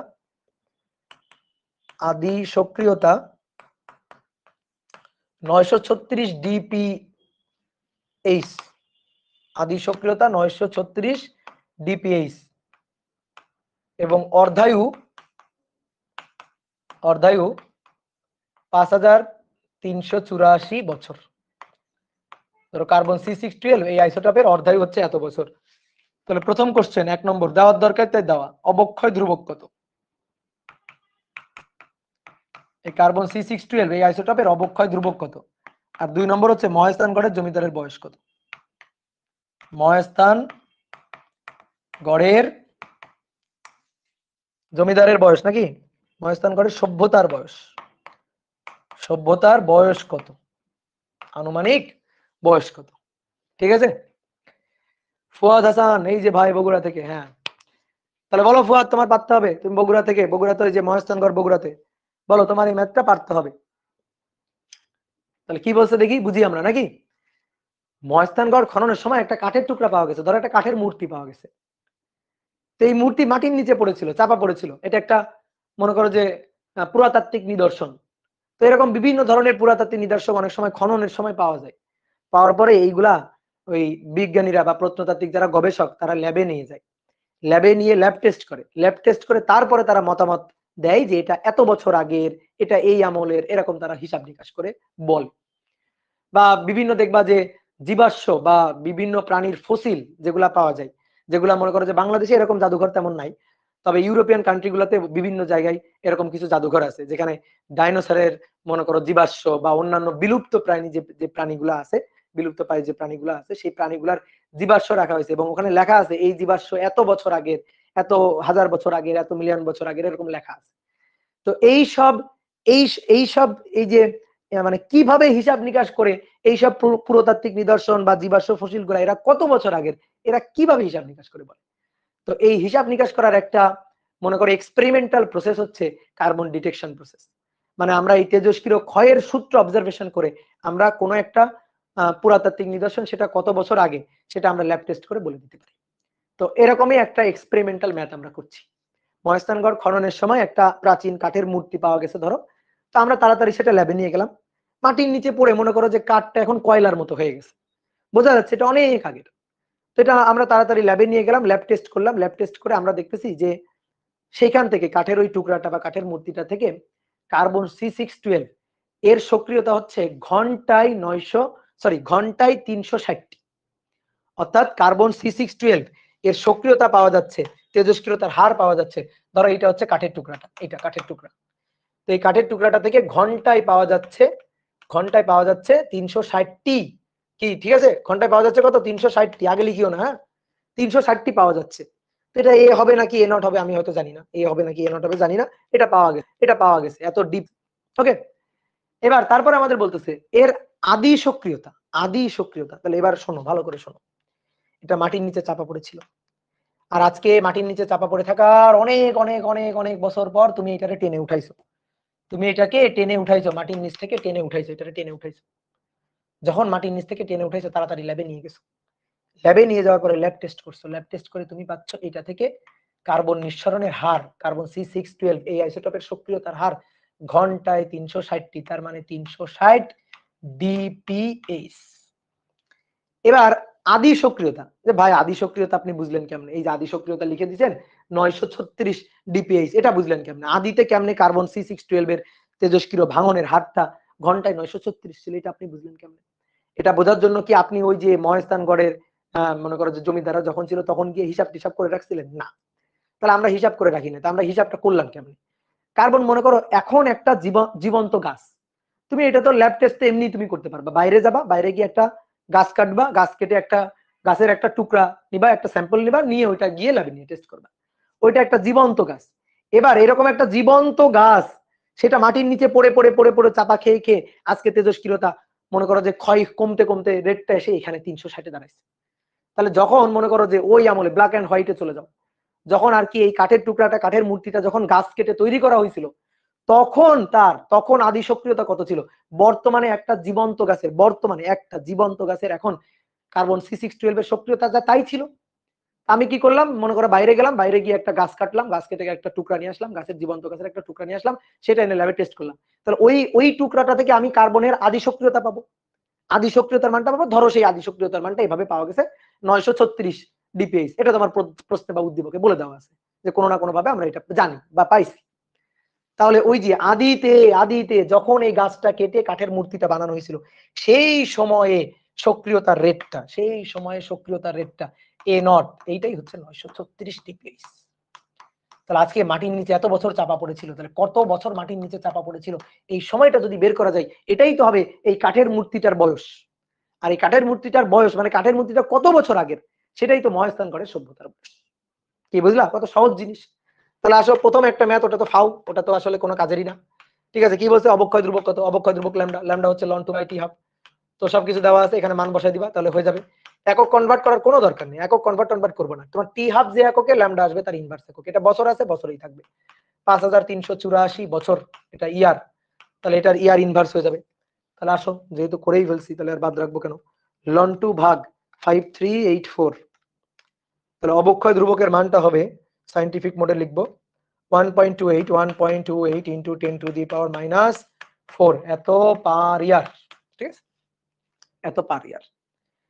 এইবার আসো, এইবার মহাস্থানগড়ের সভ্যতার বয়স মানে এই কাঠের টুকরা কত বছর আগে সেটাই তো হয়ে গেছে already math, a = a0 e⁻⁻λt। তো না, এর মান বর্তমান 360 আর আদিতে 936 e⁻⁻λt। তাহলে ল্যামডা টি আপাতত রাখি, টিটা বের করতে চাই, তাহলে ln 360 936 সমান সমান মাইনাস ল্যামডা। তো ল্যামডার মান তো পেয়ে গেছো, তো পেয়ে গেলে এটা বসায় দাও, আর যদি না পাইতা তাহলে বের করে নিতা 10⁻⁻⁴ ইন্টু টি, এটা কিন্তু পার ইয়ারে, তাহলে টি আসবে কিন্তু ইয়ারে। ঠিক আছে, ইউনিট কনভার্ট করার কোনো দরকার নেই, গত ক্লাসে বলছিলাম e⁻⁻λt, টি যে এককে থাকবে ল্যামডা হবে তার ইনভার্স এককে, কাটাকাটি হয়ে কোনো দামে না, তাহলে এই কারণে আমরা ইউনিট কনভার্ট করব না। তাহলে এখান থেকে ln উপরে 360 নিচে 936, ঠিক আছে, ভাগ 1.28 এক্সপোনেনশিয়াল ফাংশন -4, তাহলে 77464.93 এত ইয়ার। ঠিক আছে, কারো যদি মনে করো পয়েন্টের পরে এদিক ওদিক হয়, তাহলে তার এদিক ওদিক হওয়ার কারণ হচ্ছে তুমি হিসাব নিকাশ করার সময় তুমি ক্যালকুলেটর থেকে ডাটা ডিলিট দিছো, এটাই হচ্ছে হিসাব নিকাশ।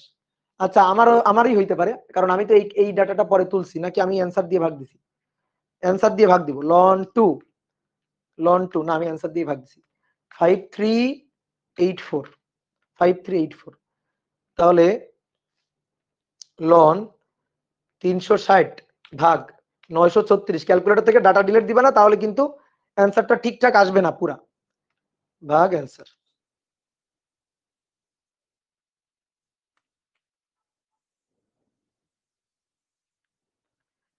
তাহলে দেখো তো, এই যে দেখো আমারই ভুল হয়ে গেছে, দেখছো ক্যালকুলেটর থেকে ডাটা ডিলিট দেওয়ার কারণে আমারই ভুল হয়ে গেছে।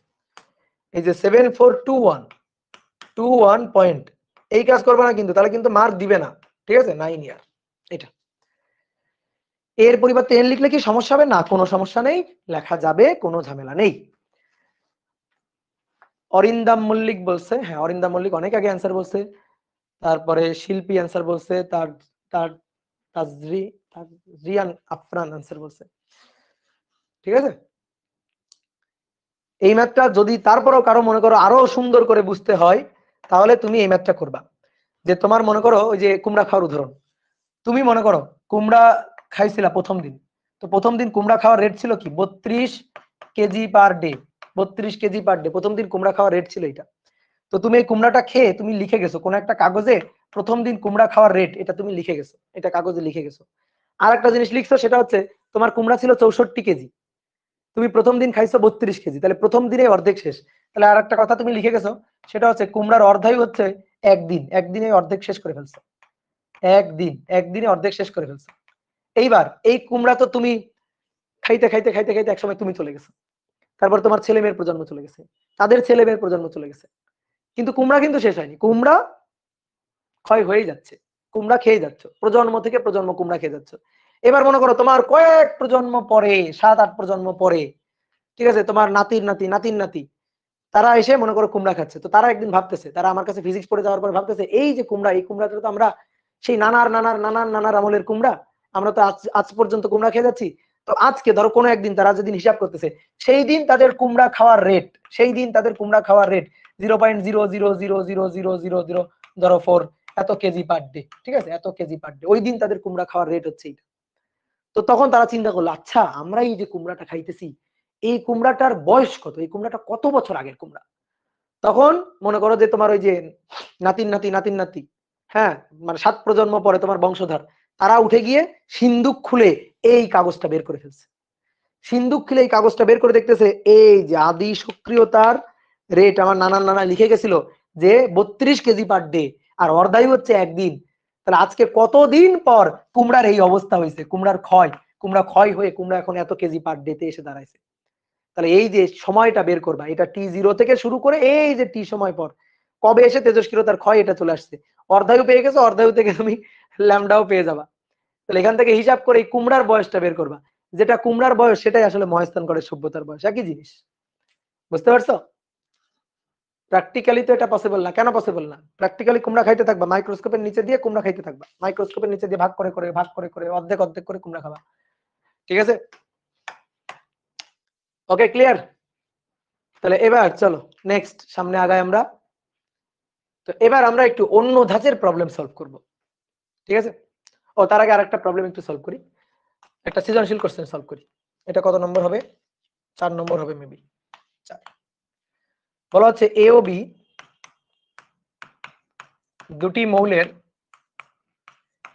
দুটি মৌলের অর্ধায়ুর যোগফল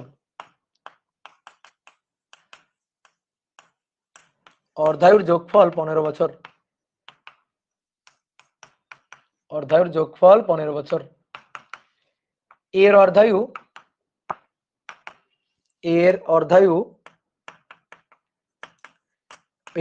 বি এর দ্বিগুণ। এর অর্ধায়ু বি এর দ্বিগুণ। কোশ্চেন নম্বর 1, বি এর গড় আয়ু নির্ণয় করো। আর কোশ্চেন নম্বর 2, কোনটির 60% ক্ষয় হতে বেশি সময় লাগবে? 60% ক্ষয়ে বেশি সময় লাগবে কোনটা, এ না বি? কোনটা 60% ক্ষয়ে বেশি সময় লাগবে? এই ম্যাথ তুমি করছো কোথায় জানো? ক্লাস 4-5। বিশ্বাস হয় না? আচ্ছা বলো তো, দুটি সংখ্যার যোগফল 15 এবং একটি সংখ্যা অপর সংখ্যার দ্বিগুণ, তাহলে সংখ্যা দুইটি কত? 5 আর 10। বুঝলা? দুটি সংখ্যার যোগফল 15, 5 আর 10। একটা সংখ্যা আর একটা সংখ্যার দ্বিগুণ, 10 5 এর দ্বিগুণ। তাহলে একটা সংখ্যা 5 আর একটা সংখ্যা 10, একটু চিন্তা করলে বের হয়ে যায়। তো এটা আমরা কিভাবে বের করতাম? ধরি দুইটা সংখ্যা x ও y, x প্লাস y 15 এবং x সমান সমান 2y। তো এইভাবে ধরে আমরা x আর y বের করতাম। তো ওই রকমই করব আর কি। a আর b মৌলের অর্ধায়ু, তো ধরি a মৌলের অর্ধায়ু, এক নম্বরটা করছি, a মৌলের অর্ধায়ু t হাফ a, b মৌলের অর্ধায়ু t হাফ b। তো ভাই এই দুটার যোগফল 15 বছর, এক নম্বর সমীকরণ। আর বলছে a এর অর্ধায়ু b এর দ্বিগুণ। আচ্ছা তাহলে t হাফ a, এর অর্ধায়ু b এর দ্বিগুণ 2 t হাফ b, এর অর্ধায়ু হচ্ছে b এর দ্বিগুণ। তাহলে 1 নং থেকে পাই, 1 নং সমীকরণ থেকে পাই। দেখো তো উপরে t হাফ a আছে, তো t হাফ a মানে 2 t হাফ b। তাহলে t হাফ a মানে 2 t হাফ b, এটা প্লাস t হাফ b, এটা সমান সমান 15। তাহলে 2 আর 1 3, তাহলে 3 t হাফ b, এটা হচ্ছে 15। তাহলে অতএব t হাফ b 15 ভাগ 3 5 বছর। তাহলে b এর অর্ধায়ু 5 বছর, a এর অর্ধায়ু 10 বছর। তাহলে অতএব a এর অর্ধায়ু t হাফ a, তাহলে b এর দ্বিগুণ, তাহলে 2 গুণ 5 10 বছর। এখন আমাদের কি চাইছে? দেখো এবার আমরা মূল ম্যাথ হিসাব করব। বলছে বি এর গড় আয়ু কত? বি মৌলটার গড় আয়ু বের করতে বলছে। তাহলে বি মৌলের গড় আয়ু বি মৌলের 1 বাই ল্যামডা বি মৌল। এবার ল্যামডার উল্টাটা, তাহলে ল্যামডার উল্টাটা হচ্ছে t half be divided by ln 2। তাহলে মান বসাই দিব। টি হাফ বি হচ্ছে 5 বছর, বছর বছরেই থাকবে, লন 2। তাহলে আমরা এখানে হিসাবটা লিখব বছরে। তাহলে 5 ভাগ লন 2। ওকে, 7.213, ঠিক আছে? 7.213 এত ইয়ার, এত বছর। ঠিক আছে, এই তো অনেকেই বের করে ফেলছো, দেখছো তোমরা কত ভালো। কোনটির 60% ক্ষয়ে লাগবে বেশি সময়? কোনটার 60% ক্ষয়ের জন্য বেশি সময় লাগে? এই ম্যাথের উত্তর আমি জানি, ঠিক আছে, একটু বসলাম, এই ম্যাথের উত্তরটা আমি জানি। হ্যাঁ, কেমনে উত্তরটা জানি? আচ্ছা, অর্ধায়ু দেওয়া আছে না, এ মৌলের অর্ধায়ু কত? এ মৌলের অর্ধায়ু কত বলো? এ মৌলের অর্ধায়ু হচ্ছে 10, বি মৌলের 5, অর্ধায়ু মানে 50% ক্ষয়। তাহলে এ মৌলের 50% ক্ষয় হতে লাগে 10 বছর, আর বি মৌলের 50% ক্ষয় হতে লাগে 5 বছর। তাহলে এ মৌলের সময় বেশি লাগে, বি মৌলের কম লাগে। তো 50%-এর জায়গায় একটু ঘষে মেজে 60% করে দিত। তাহলে 60% ক্ষয় হইতে এ এর লাগবে সময়, 60% ক্ষয় হইতে বি এর লাগবে কত সময়? 60% ক্ষয় হইতে, ঠিক আছে। তাহলে 50% ক্ষয় হতে যার বেশি সময় লাগে এ এর, তাহলে 60% ক্ষয় হইতে তারই বেশি সময় লাগবে। আবার 50% ক্ষয় হইতে অর্ধায়ু আর কি 50% ক্ষয় হইতে বি এর সময় লাগে 5 বছর কম, তাহলে 60% ক্ষয় হইতেও বি এর কম সময় লাগবে। এটা কিন্তু উত্তর আমি জানি। এবার কথা হচ্ছে, যতই জানি সৃজনশীল প্রশ্নে তো আর ওভাবে জানি বলে দিলে হলে হবে না, করে বের করতে হবে। আমি এর জন্য করব, তুমি বি এর জন্য হিসাব করবা। এর জন্য 60% ক্ষয়, তাহলে এর জন্য 60% ক্ষয়ের জন্য যে সময়টা লাগে সেই সময়টাকে আমি বললাম টি এ। তো 60% ক্ষয় n = n not e to the power minus lambda t. তো 60% ক্ষয় মানে অবশিষ্ট থাকে 40%, that is 0.4 n not equal to n not e to the power minus lambda t. Lambda হচ্ছে ln 2, আচ্ছা ল্যামডা থাকুক, মাইনাস ল্যামডা এ বলি আর টিটা এ বলি। তাহলে n নট কাটাকাটি, ln 0.4 নাই, ল্যামডা নাই, তাহলে মাইনাস ln 2। এবার একবারে করছি, ল্যামডা বের করে এনে বসাবো, এত কাহিনী করার সময় নাই ভাই। ln 2/t½ এর জন্য t½ বের করে রাখছি 10 বছর, এই যে 10 বছর, বছর কিন্তু। তাহলে এই যে সময়টা টি এ, এটাও আমি পাবো কিন্তু বছরে, ঠিক আছে, এটাও কিন্তু বছরে পাবো। তাহলে অতএব টি এ এটা হচ্ছে ln 0.4 ভাগ ln 2 ln 2 নিচে 10, 13.21, 13.21 এত ইয়ার। 60% ক্ষয় হতে এত বছর লাগবে। এবার সেম একই ভাবে বি এর জন্য, তো বি এর জন্য দেখো একটা বুদ্ধি খাটাই, বি এর জন্য লাস্ট লাইনটা করব।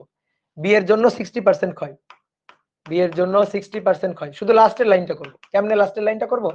এটাকে ধরলাম টিবি, দেখো বোর্ডে দেখো, এটা এ এর জন্য হিসাব, 60% ক্ষয়, তাহলে 40% থাকবে মাইনাস ln 2 10, এই 10 এর জায়গায় এবার হবে বি এর জন্য 5 ln 2/t½ এবার t½ 5 বছর, জাস্ট এখানে পাস হবে। তাহলে আমি একবার এই লাইনটা লিখছি, তুমি কিন্তু পরীক্ষা এবার বোর্ড পরীক্ষা আসলে এত শর্টকাটে করিও না, লিখে করিও, কারণ তোমরা পারো, আমি এখন অনেকগুলো ম্যাথ করাইছি বলে আমি এখন একটু চালাকি করলাম।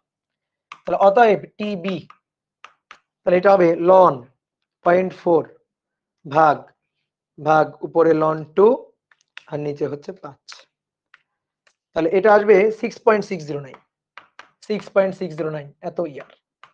তাহলে অবশ্যই এর সময়টা লাগবে বেশি, বি এর সময়টা লাগবে কম, এটা তো কমন সেন্স, এটা তো দেখেই আমরা বুঝে গেছিলাম, ঠিক আছে, এটা আমরা দেখেই তো বুঝে গেছিলাম না বলো?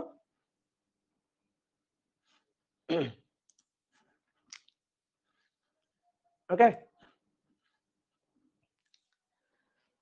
এবার আসো, এইবার আমরা অন্য ধাঁচের দুটো প্রবলেম সলভ করব, অন্য ধাঁচের দুইটা প্রবলেম। দেখো এবার কিন্তু এই গতানুগতিক সূত্রের মধ্যে পড়বে না। তো প্রবলেম 4 5 নম্বর বলা হচ্ছে প্রতি গ্রাম রেডিয়াম 226 থেকে, প্রতি গ্রাম রেডিয়াম 226 থেকে প্রতি সেকেন্ডে কি পরিমাণ, প্রতি সেকেন্ডে কি পরিমাণ, প্রতি সেকেন্ডে প্রতি গ্রাম রেডিয়াম 226 থেকে প্রতি সেকেন্ডে কি পরিমাণ তেজস্ক্রিয় বিভাজন পাওয়া যাবে, তেজস্ক্রিয়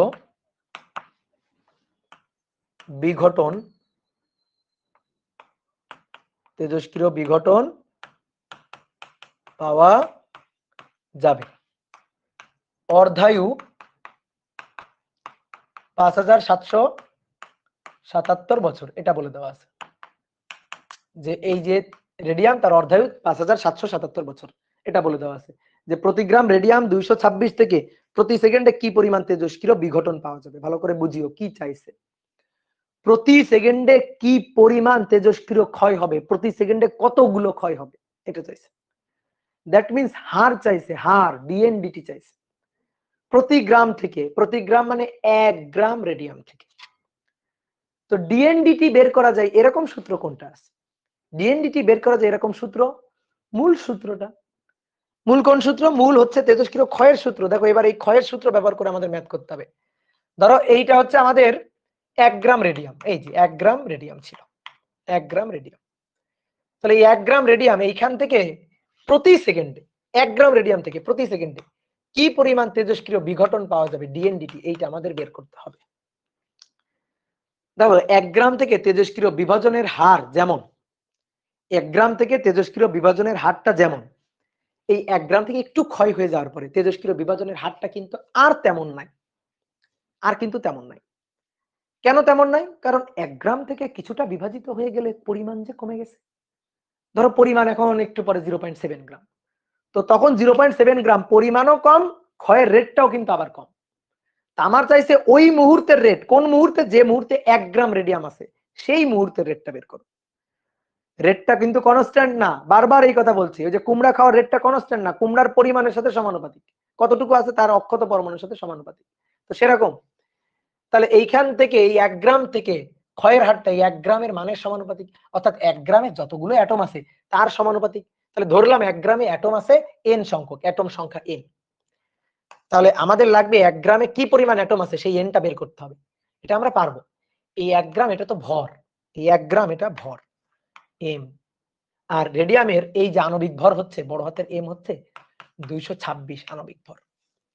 তাহলে 226 গ্রামে অণু থাকে 6.02 × 10⁻23 ঐকিক নিয়ম। অতএব 1 গ্রামে কতগুলো অণু আছে সেই অণুর সংখ্যা আমি পাবো। তারপরে ক্ষয়ের হারটা ওই সময় অক্ষত পরমাণু সংখ্যার সমানুপাতিক। দ্যাট মিন্স ডিএনডিটি এটা ইকুয়াল টু হবে ল্যামডা ইনটু n। মাইনাস কেন দিলাম না? মাইনাস তো হ্রাস বুঝাই, এই কারণে মাইনাসটা বাদ দিয়ে দিলাম। ঠিক আছে, মানের বিবেচনায় মাইনাস না দিলেও চলবে, দিলেও কোনো সমস্যা নেই। তাহলে আমার আসলে প্রতি সেকেন্ডে বিভাজন হার রেটটা চাইছে, ডিএনডিটিটা চাইছে, এটা বের করার জন্য ল্যামডা লাগবে, n লাগবে। তো n তো আমি বললাম কিভাবে ঐকিক নিয়ম করে বের করবা। 226 গ্রামে আছে 6.02 × 10⁻23 1 গ্রামে কতগুলো আছে ঐকিক নিয়ম করে বের করবা n এর মান।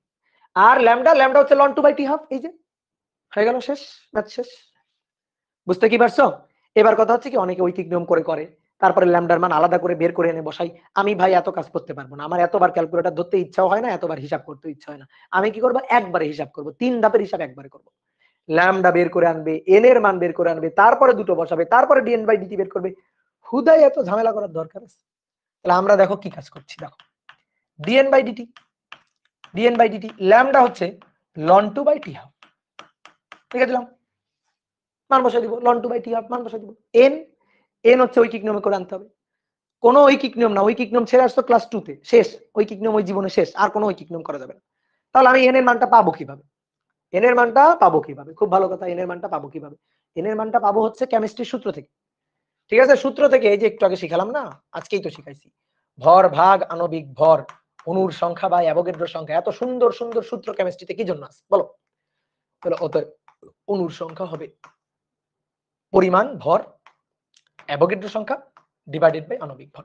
সুন্দর করে এটা এনে এখানে বসাই দাও, ভর অ্যাভোগাড্রো নাম্বার আর আণবিক ভর।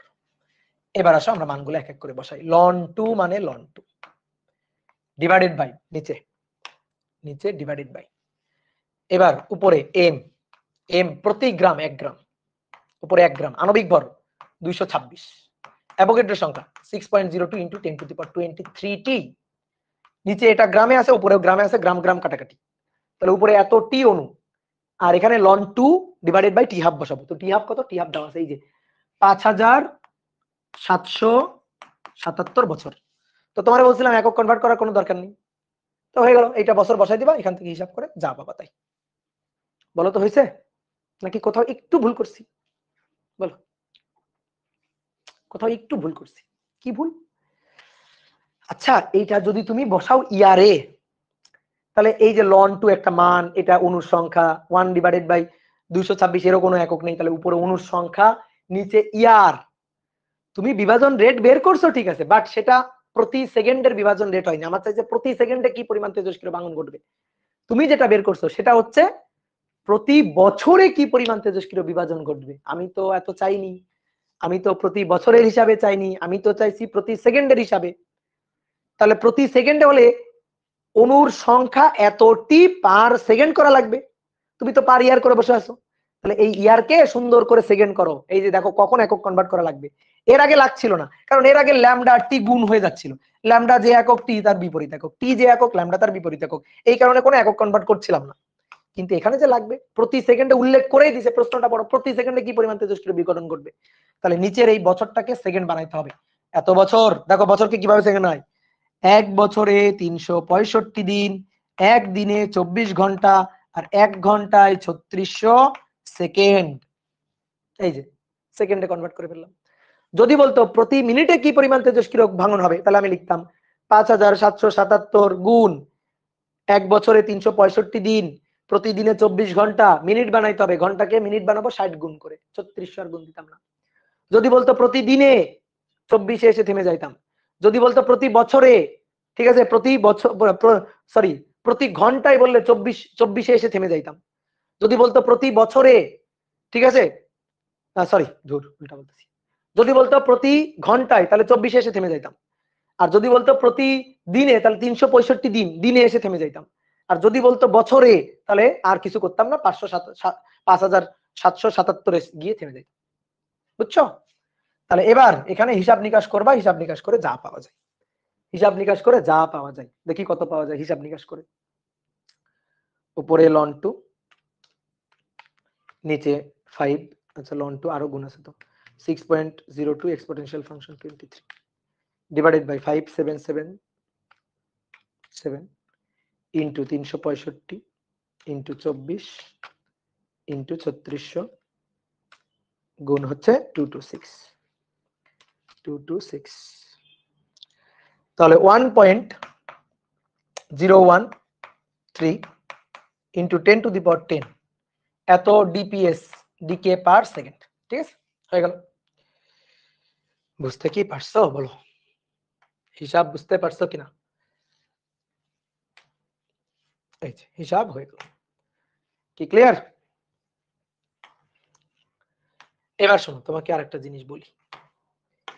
এই ম্যাথটা করার তুমি চাইলে আরেকটা উপায়ও খুঁজতে পারো, যে ভাই আমি যদি মূল n = n not e to the power minus lambda t এই সূত্র দিয়ে করি তাহলে কি হবে না? উত্তর হচ্ছে হ্যাঁ হবে। উত্তর হচ্ছে হ্যাঁ হবে। চিন্তা করো, 1 গ্রাম রেডিয়াম, এটা থেকে ক্ষয় হয়ে যাবে কয় সেকেন্ডে? মাত্র 1 সেকেন্ডে। মাত্র 1 সেকেন্ডে। 1 সেকেন্ডে ক্ষয় হয়ে যাওয়ার পরিমাণ হচ্ছে n। তাহলে আমি এইটাকে, এই 1 গ্রাম রেডিয়ামে যতটুকু আছে সেটাকে আমি বলি n নট 1 গ্রামে। তার থেকে 1 সেকেন্ড পর যেটা ক্ষয় হয়ে যাবে সেটা n। তাহলে এইটা থেকে এইটা বিয়োগ দিলেই হয়ে যাবে 1 সেকেন্ডের ক্ষয় কি পরিমাণ হয়েছে। বুঝতে পারছো? তাই না? এটা n নট, 1 সেকেন্ডে ক্ষয় হয়ে অক্ষত n। তাহলে আমাদের বলছে প্রতি সেকেন্ডে কি পরিমাণ তেজস্ক্রিয় বিঘটন ঘটবে, প্রতি সেকেন্ডে কয়টা ক্ষয় হবে। তাহলে n নট থেকে n বাদ দিলে প্রতি সেকেন্ডে ক্ষয় হবে। তাহলে প্রতি সেকেন্ডে ক্ষয়, প্রতি সেকেন্ডে ক্ষয়। তাহলে সেই প্রতি সেকেন্ডে, এই যে 1 সেকেন্ডে প্রতি সেকেন্ড t = 1 সেকেন্ড, প্রতি সেকেন্ডে ক্ষয় n not minus n, n not minus n। এবার n not minus n, n মানে তো n not e to the power minus lambda টি। তাহলে সুন্দর করে n নটটাকে কমন নিই, 1 minus e to the power minus lambda t. ঠিক আছে, এবার মান বসাই দিতে হবে। এবার এতে অক্ষত পরমাণু সংখ্যা n নট, তাহলে সেই n নট হচ্ছে ভর, তারপরে অ্যাভোগাড্রো সংখ্যা ডিভাইডেড বাই আণবিক ভর। তাহলে সুন্দর করে এখানে বসাই দিই যে কতগুলো অ্যাটম আছে, মানে ঐকিক নিয়মের মতো করে m অ্যাভোগাড্রো সংখ্যা ডিভাইডেড বাই আণবিক ভর।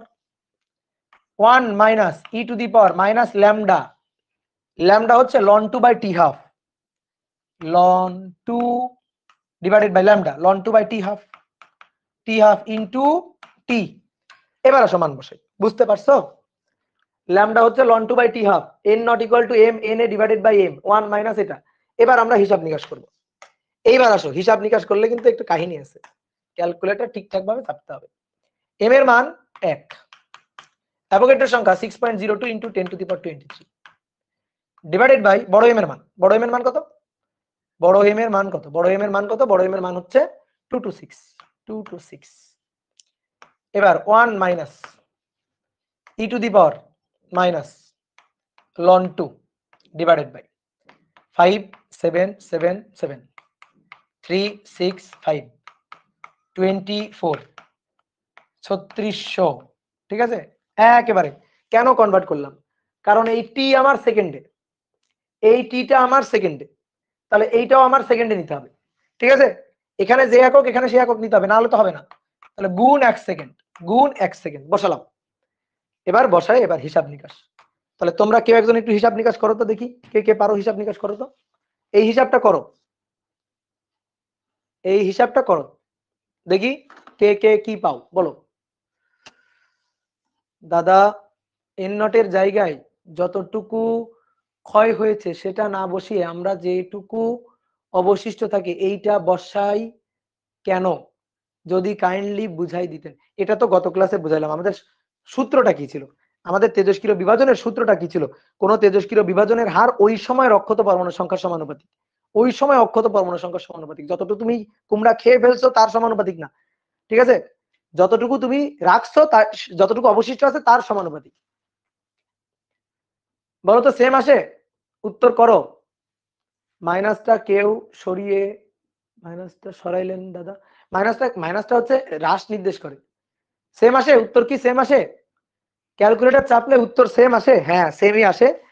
ঠিক আছে, সেম আসবে। তবে একটা কাহিনী আছে, একটা কাহিনী আছে তোমাদের বলে রাখি। পরীক্ষার হলে গিয়ে এইসব ব্যাপার যখন সামনে চলে আসবে তখন দেখবে মাথা গরম হয়ে যাচ্ছে। ই টু দি পাওয়ার এটা আলাদা করে হিসাব করবা, ই টু দি পাওয়ার এটা আলাদা করে হিসাব করবা, দেখবা ক্যালকুলেটর দেখাবে 1। ঠিক আছে, আমি জানি না কেন আমার এই ক্যালকুলেটর দেখাচ্ছে, ক্যালকুলেটর দেখায় 1। তো 1 ভয় পাওয়ার কিছু কারণ নাই। 1 থেকে মাইনাস বিয়োগ করবা, দেখবা মান থাকবে, জিরো হবে না। ঠিক আছে, মান থাকবে, জিরো হবে না। যেমন এইটুকু যদি আমি তুলি, দেখো ক্যালকুলেটর দেখাবে এই যে ই টু দি পাওয়ার, আমি তুলতেছি দেখো, মাইনাস উপরে ln 2 আর নিচে সবগুলা গুণ, 5777 গুণ 365 গুণ 24 গুণ 3600 গুণ করলাম। গুণ করার পরে এই দেখো আমি তোমাদের এখানে নিয়ে আসতেছি, দেখো এটা 1 আসছে। দেখা যায়? বলো দেখা যায় কিনা? দেখো দেখা যায় কিনা? ফোকাস করছে মনে হয়। দেখো 1 আসছে। তাহলে এবার এটা 1, এইটা যদি হয় 1, তো 1 - 1 অনেকে কি করে, জিরো বসায় দেয়। ঠিক আছে, 1 - 1 জিরো বসায় দেয়, খবরদার। 1 - 1 জিরো বসালে এর সাথে যা গুণ হয়ে যাবে জিরো। এটা আসলে জিরো না, এটা আসলে জিরো না। দেখো এই যে এটা 1 আসছে না, এবার আমি এটা থেকে এই যে 1 মাইনাস অ্যান্সারটা করব। 1 মাইনাস অ্যান্সার, 1 মাইনাস অ্যান্সার চাপ দিব, দেখো জিরো হবে না। এই দেখো 3.8 ইন্টু 10⁻12 আসছে। বুঝতে পারছো? তো ভয় পাওয়ার কিছু নাই। 1 দেখাই কিন্তু ওটা আসলে 1 না। তাহলে এটা এই যে 3.8 ইন্টু 10⁻12, এইবার এর সাথে গুণ করো 6.02 এক্সপোনেনশিয়াল ফাংশন 23, তাকে ভাগ দাও 2 টু 6 দিয়ে। দেখো 1.01 ইন্টু, হ্যাঁ 1.010122 বা ওই একই কথা, 0122 ইন্টু 10⁻10 এত ডিপিএস। ঠিক আছে, এখন কার যদি ভালো লাগে এইভাবে করতে করো, কিন্তু আমার এভাবে ভালো লাগে না। এত সুন্দর নিয়ম থাকতে এইসব নিয়মে কেউ করে? যখন বিভাজন রেট চাইছে তখন ডাইরেক্ট সূত্র দিব। ঠিক আছে, এবার তাহলে লাস্ট একটা ম্যাথ তোমরা করবা, এটা করে আমরা আজকে ছুটিতে যাব। তাহলে 6 নম্বর দেখো, এই 6 নম্বর ম্যাথটা আগেরটার মতোই বলছে, কি পরিমাণ লেড পিবি 206 তার আণবিক ভর থেকে 1 কুড়ি পরিমাণ 1 কুড়ি পরিমাণ 1 কুড়ি পরিমাণ তেজস্ক্রিয়তা পাওয়া যাবে। এই ম্যাথটা তুমি পারবা যদি 1 কুড়ি পরিমাণ এই কথাটা বোঝো। 1 কুড়ি পরিমাণ তেজস্ক্রিয়তা এই কথাটা অর্থ বোঝো। অর্ধায়ু দেওয়া আছে 26.5 মিনিট, অর্ধায়ু দেওয়া আছে 26.5 মিনিট। ঠিক আছে, তো বলছে কি পরিমাণ লেড 206 এটা থেকে 1 কুড়ি পরিমাণ তেজস্ক্রিয়তা পাওয়া যাবে। এই কুড়ি হচ্ছে যে মাদাম কুড়ি, পিয়েরে কুড়ির নাম শুনছো না? মাদাম কুড়ি, সেই কুড়ি থেকে কুড়ি। কুড়ি হচ্ছে তেজস্ক্রিয়তার একটা একক। 3টে একক আছে, আমি তোমাকে একটু এককের পরিচয়গুলো দিয়ে দিই, তাহলে জিনিসগুলো ভালো বুঝবা। 1 বেকেরেল, এটা হচ্ছে তেজস্ক্রিয়তার একটা একক। এটা হচ্ছে সেকেন্ডে একটা করে ক্ষয়, সেকেন্ডে একটা করে অ্যাটম ক্ষয়, 1 ডিকে পার সেকেন্ড। এটা হচ্ছে 1 decay per second. 1 becquerel, that means 1 decay per second. যদি বলি 1 কুড়ি, CURIE মেবি, 1 কুড়ি, 1 কুড়ি মানে হচ্ছে 3.7 ইন্টু 10 টু দি পাওয়ার 10 এত ডিকে পার সেকেন্ড। 1 কুড়ি, 1 কুড়ি মানে হচ্ছে এত ডিকে পার সেকেন্ড। ওকে দাদা, আপনি কি এফবি তে লাইভে নাই? এফবি তে লাইভে আছি তো? কি এফবি লাইভ কি কেটে গেছে নাকি? না, এফবি লাইভে আছি তো।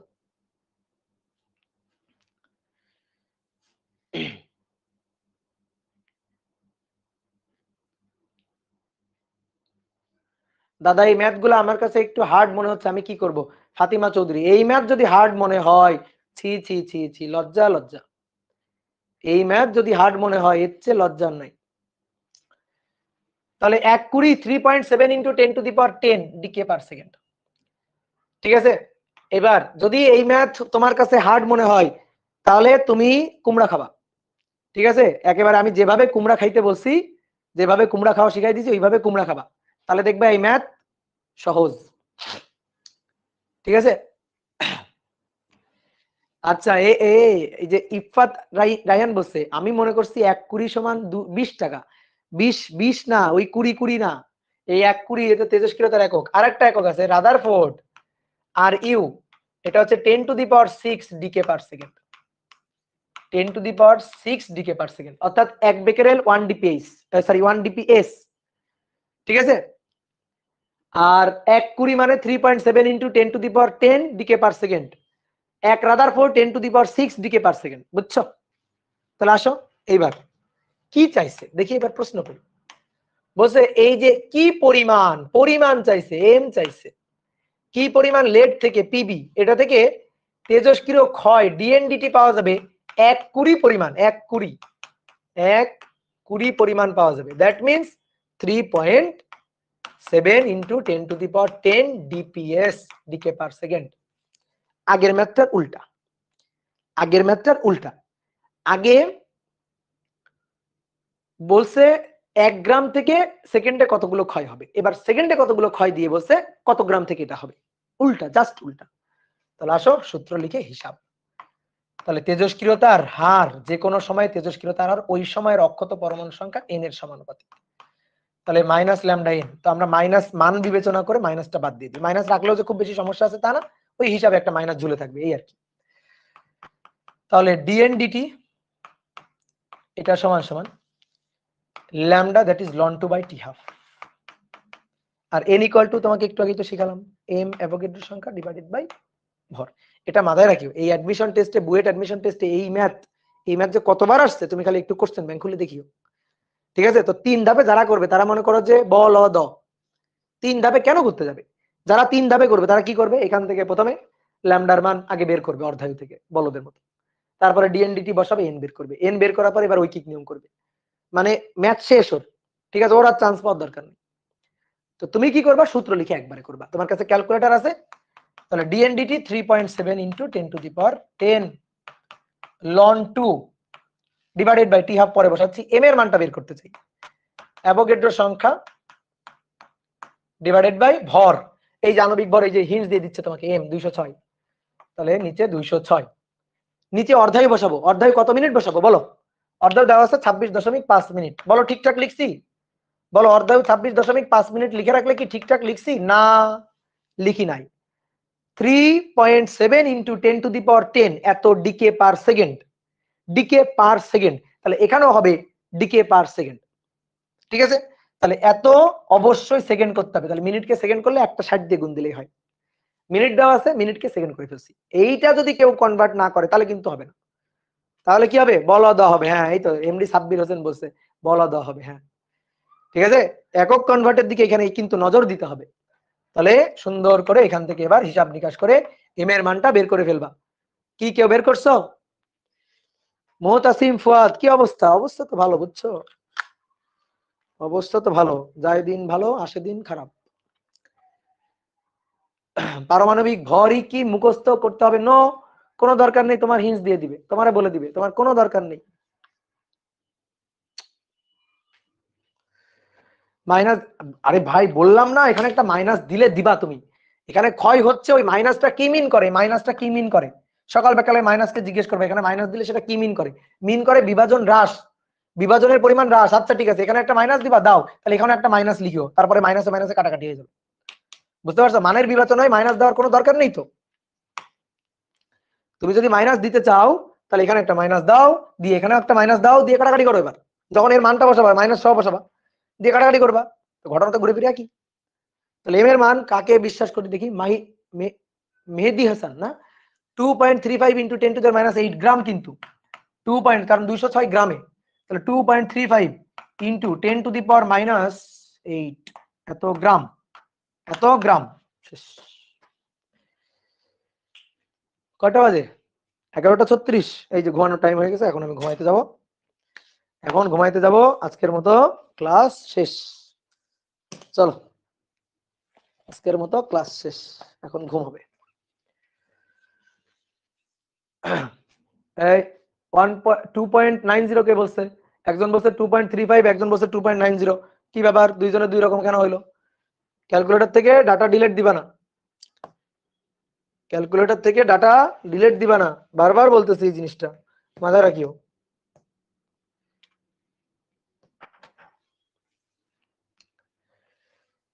ভাই আমি কি সেমিকন্ডাক্টরের ক্লাস নেবে? কি আমি নিব? বলো, সেমিকন্ডাক্টর ক্লাস আমি নিব? কে নিবে বলো? নিবে কেউ না কেউ নিবে।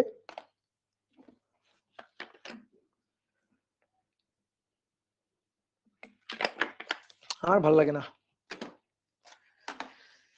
জীবনে খালি কষ্ট, বুঝলা?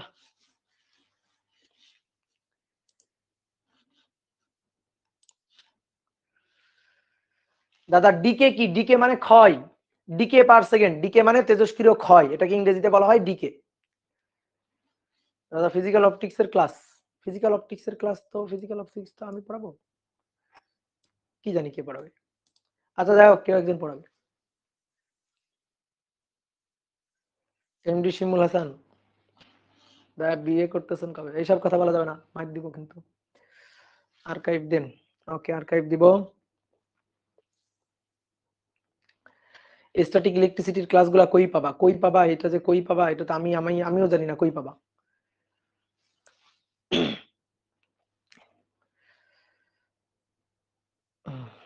ওকে, তাহলে টাটা, টাটা টাটা টাটা।